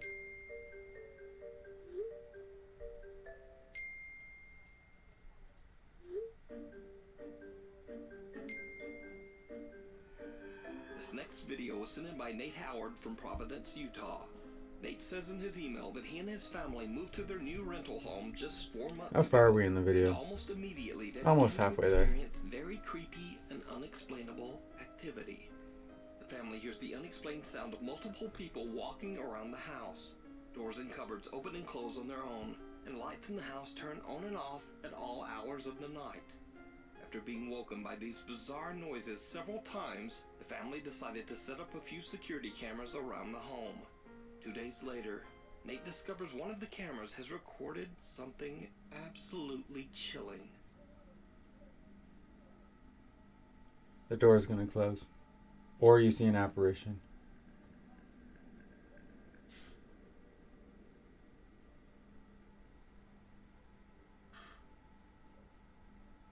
Oh, what? The lights in the kitchen flicker on and off by themselves as a strange shadow figure appears Yeah. from nowhere. Nate is baffled by what they've captured on camera and is worried that the cameras might have somehow triggered whatever might be haunting their new home. But what do you think this could be? Let me know down below. Before we move on to the next video, if you see anything that you think should be included in the top 5, contact us at nukestop5@gmail.com. The kids in the hall. Urbex explorer Colin from the YouTube channel The Bearded Explorer often finds himself in some of the creepiest abandoned locations in England, but he says he's never been to one as scary as this. A hospital that was built in 1882 to treat children suffering from horrible infectious diseases. The large Interesting. structure closed down in the 1980s and has been left to rot ever since. Considering the building's tragic history, it's no wonder that Colin feels a little creeped out as he heads inside completely alone to explore the old hospital. But it gets worse, because he starts to hear some very odd sounds. God, this is really creepy. Do you know what I hate? I love it, but I hate it at the same time. Walk around these places on your own because, I don't know, right now it feels like there's someone like stood right behind me following me. There's not, but it feels like that.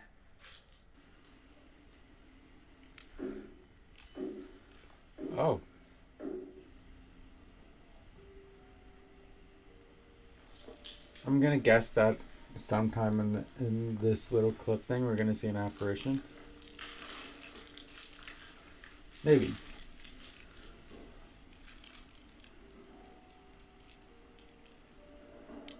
What the hell is that?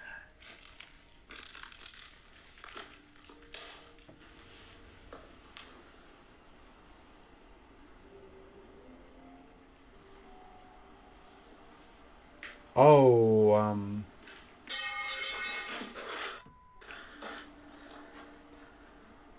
I thought I saw something. I want to see.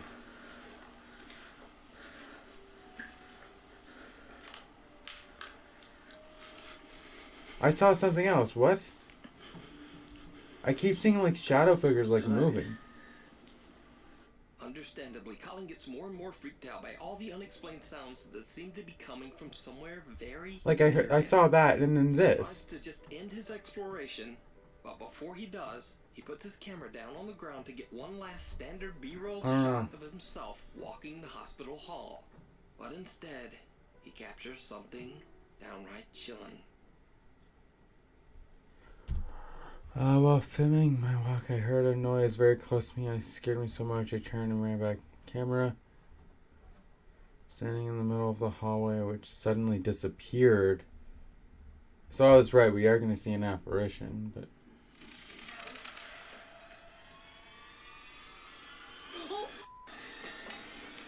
Did you see it? Colin is shocked when he sees what looks like the dark figure of a child standing at the end of the hallway. As he grabs up his camera, he captures just a glimpse of the childlike figure as it disappears into thin air. I don't know. Colin captured could just be explained away as a shadow or an optical illusion. That's probably what it is, because before he like made it like more clear like this, I didn't see it. Like I legitimately didn't see it at all. That he did actually see the apparition of a little boy inside the haunted hospital. So a month later, and after many requests from his viewers, Colin returns to the abandoned hospital again. It probably goes without saying, but it did not go well.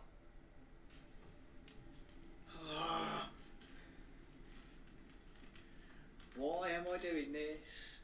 Why am I here on my own, walking around this abandoned hospital that I saw something? I don't know what it was. I don't know if it was a ghost. It wasn't a shadow. I mean, I can show you guys now, right? This is basically where I was standing. This is where I was. The camera was literally there. This is what you saw. Basically that. Now, I heard something. I cracked myself.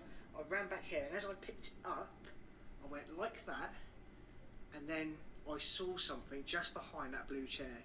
Now, bearing in mind I saw it with my own eyes, I didn't realise I had it on camera, but a lot of you guys were saying it's shadows, it's this, it's that, but you know, I just cannot stress to you enough that this wasn't a shadow. I actually saw something move with my own eyes, and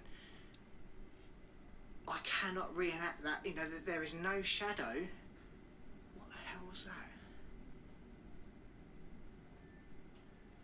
Oh, I think it's just water dripping. As you can tell, I'm probably putting off going up there. But, oh, Jesus Christ. I could just hear noises all around me. Right. Let's do this. He's probably like, nope, I'm out. What the hell was that?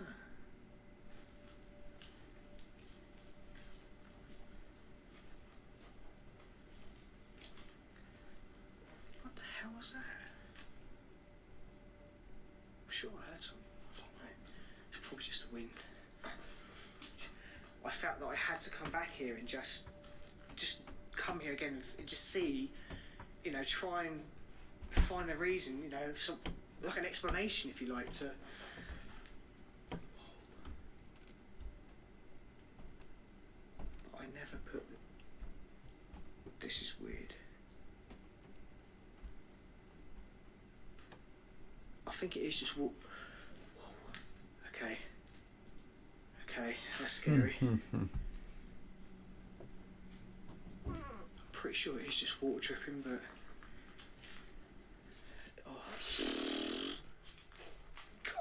This is absolutely... What the... No, I'm hearing noises all around me. I don't know what it is. I don't know There either. is...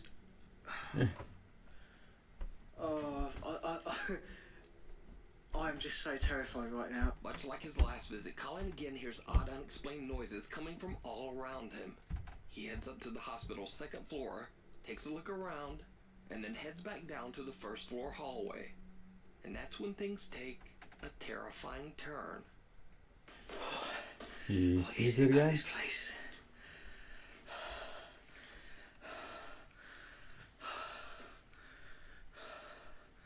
Oh, I hate this place, I really do.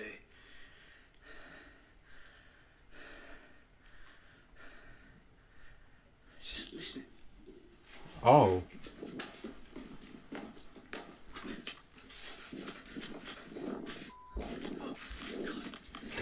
He's like, screw this, I'm out. Comes rolling out of one of the hospital rooms, and Colin makes a run for it.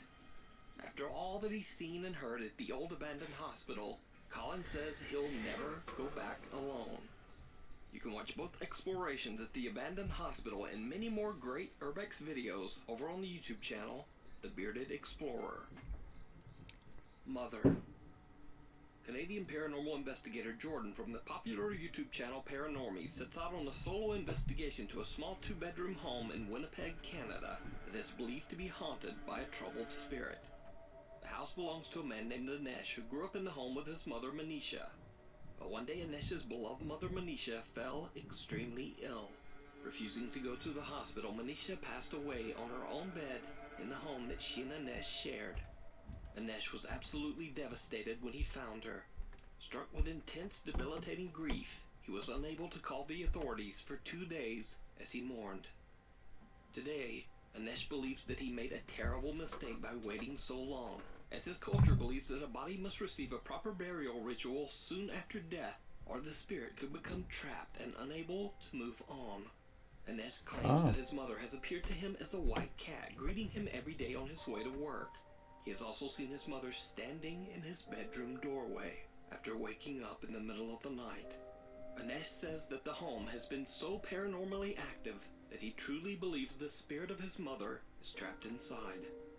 Paranormal investigator Jordan spends the night at the house in the hopes of helping Manisha's ghost pass on from its earthly bonds. Jordan decides to try a supernatural test. He leaves a motion-activated ball at the top of the stairs in the loft before continuing his investigations downstairs. Later, when he finds himself back at the staircase to the loft, he's in for a chilling surprise. Let's see what it is. Okay, I think... Whoa. The ball's going off right now.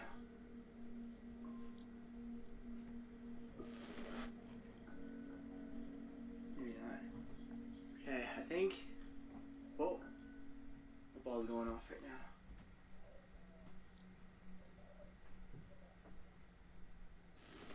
Can you touch it again? Interesting. Thank you for being active and using the equipment. Manisha, one more time, please. Can you touch the motion ball?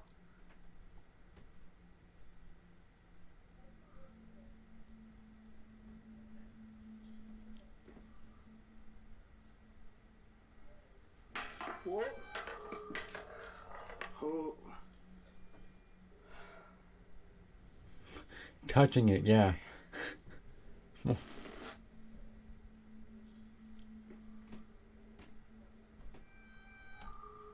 Whoa. Oh, it looks like that was pretty forceful almost. Okay.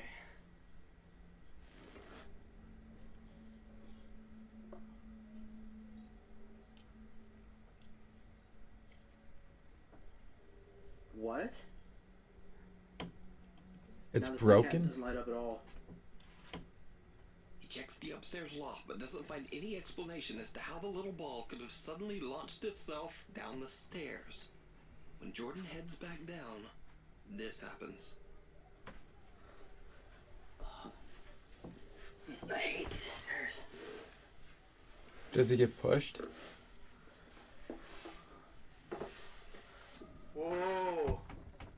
okay. The door to the attic loft mysteriously closes on its own. Oh. Jordan decides to sit down on the bed where Mother Manisha tragically passed away in hopes of communicating with her spirit. What happens next is downright chilling. Manisha, are you still here? Or are you done for the night?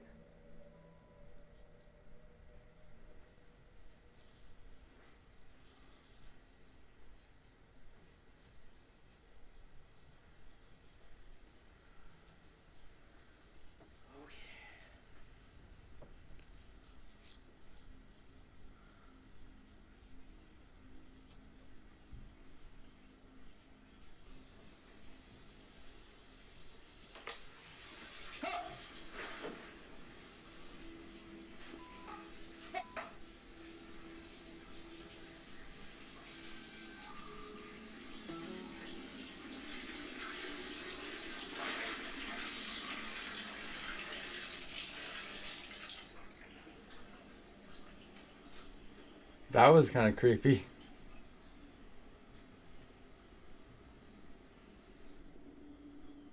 Manisha? Goodness. Manisha, if I follow these footsteps, am I gonna find you? Okay. Okay, Manisha.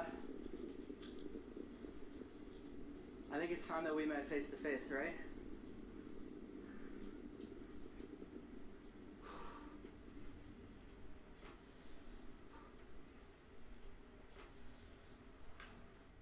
Manisha? Oh!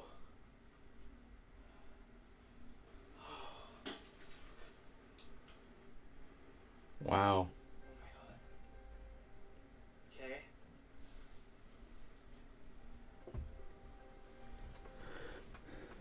Hey, Manisha, do you know... If you want me to leave, I'll leave. I thought we were friends. The bathtub faucet suddenly turns on, and when Jordan checks it out, he finds someone or something standing in the bathtub. Whoever or whatever it is appears to be dressed in red. The figure then disappears from the bathroom, leaving behind only watery footprints that lead down to the basement. When Jordan follows the footprints down, the lid of the washing machine lifts and drops on its own. Oh! Then a light bulb next to the washer spontaneously bursts. Oh. Oh yeah, there it is. A static camera pointing towards the door to the basement and the door to the attic records as Jordan heads back upstairs. Without the investigator knowing, the camera catches something truly bizarre. Oh, there's a rough hide. Manisha?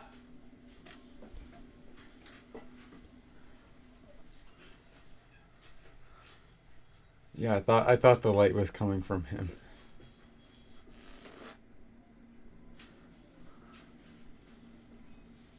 Oh, there's a rough hide. Manisha?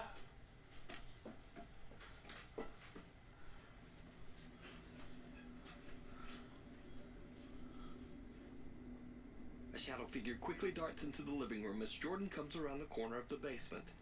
So Oh. could this be the spirit of Manisha still I trapped didn't inside I the didn't home even she see that. shared with her son? Let me Like know what you legitimately. think down in the comments.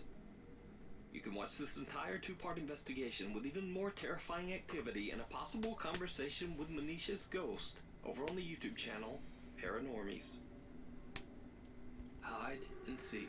Alright, the last Romanian one. ghost hunter Ahmad Salih sets out to investigate a home that's been terrorized by extreme paranormal activity.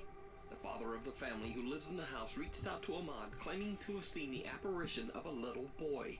He says the child spirit plays with his daughter's toys, often screaming and throwing fits of rage.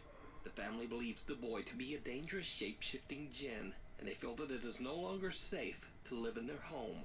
Ahmad stays overnight as he tries to get answers for the terrified family. He streams his investigation live on Snapchat. As the investigator walks around the stream house, on Snapchat? nothing much seems to happen. So he puts down his phone and decides to walk away I from didn't it, know that. hoping something might appear while he's not observing. His live audience is shocked by what the phone captures. وأنا ما راح أضل انا بدي اشوف الغرفه هاي، طب بيطلع ولا لا؟ هاي بعيد عنها. راح اشوف على الكاميرا راح يطلع ولا لا؟ اذا صوتي مسموع كويس، تبعتوا لي انه صوتي كويس. وراح نتاكد لما تفصل السناب كامل تشوف انا راح يطلع ولا ما راح يطلع. Oh, that was so easy to see. Oh, what? What? Ahmad is looking away and has no idea that the little boy has made a chilling appearance. Unaware of the lurking jinn, Ahmad records himself as he steps. That is 100% something paranormal. Because, and I'll tell you something else too. If this was like black paper or something, it would be a lot more dark. And on top of that, you see motion, like from the arm. Inside the same room, right next to the figure.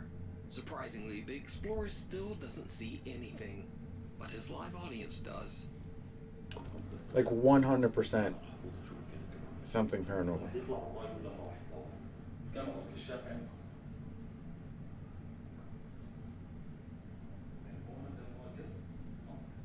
ولا بين. وهي هيك. It's behind him. Oh my gosh. It's behind him.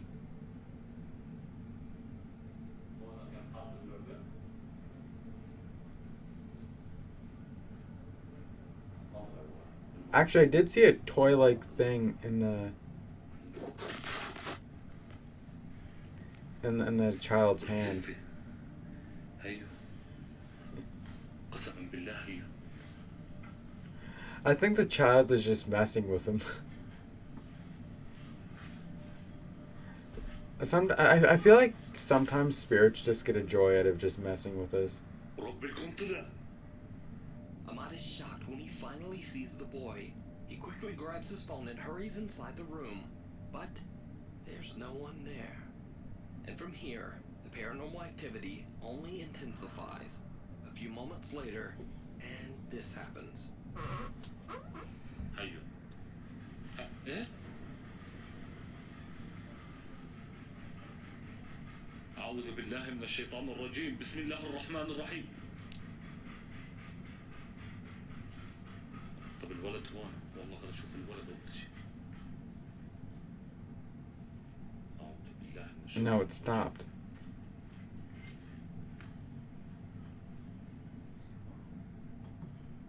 Something makes another quick appearance, and Ahmad suddenly hears a loud slamming sound in the Wait. other. Something makes another quick appearance, and Ahmad suddenly hears a loud. Yeah, it's slamming very sound in the difficult other to see, room. but When he goes to check it out, again, there's nothing there. yeah, but this could actually be something like really bad.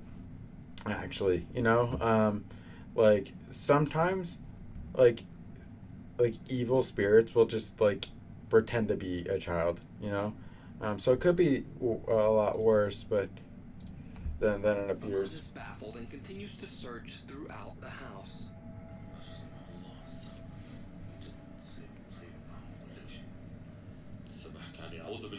Oh, there it is again. Yeah,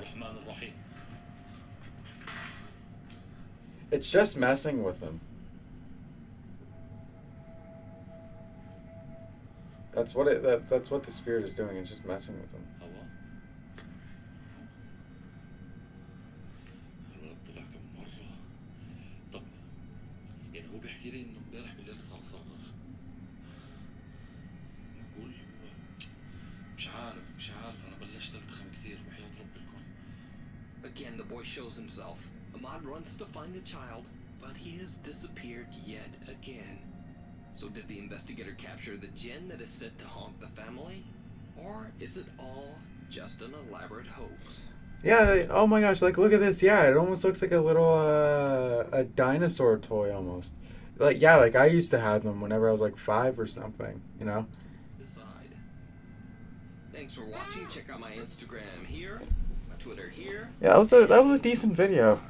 If you're not subscribed, please do. And I'm happy that he ended with that last one. Yeah, I mean, that last one is pretty hard to disprove, so.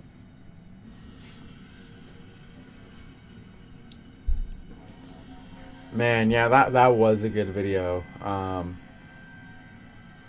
I'm honestly I'm 100% convinced that at least that last one was a paranormal activity. But yeah, that is actually gonna be the end of the stream. It's exactly 7 o'clock now, so yeah, I hope that you guys have enjoyed the stream. I've definitely enjoyed it. And I do have some social media. You see in the title there, you can do !Discord or !Twitter. But I also have subreddit and Instagram as well. So you can follow all those if you wish. You can go follow my YouTube channel. The link to that is in the bio section of my Twitch page. That shouldn't be too hard to find. And I will also be streaming Thursday at 5.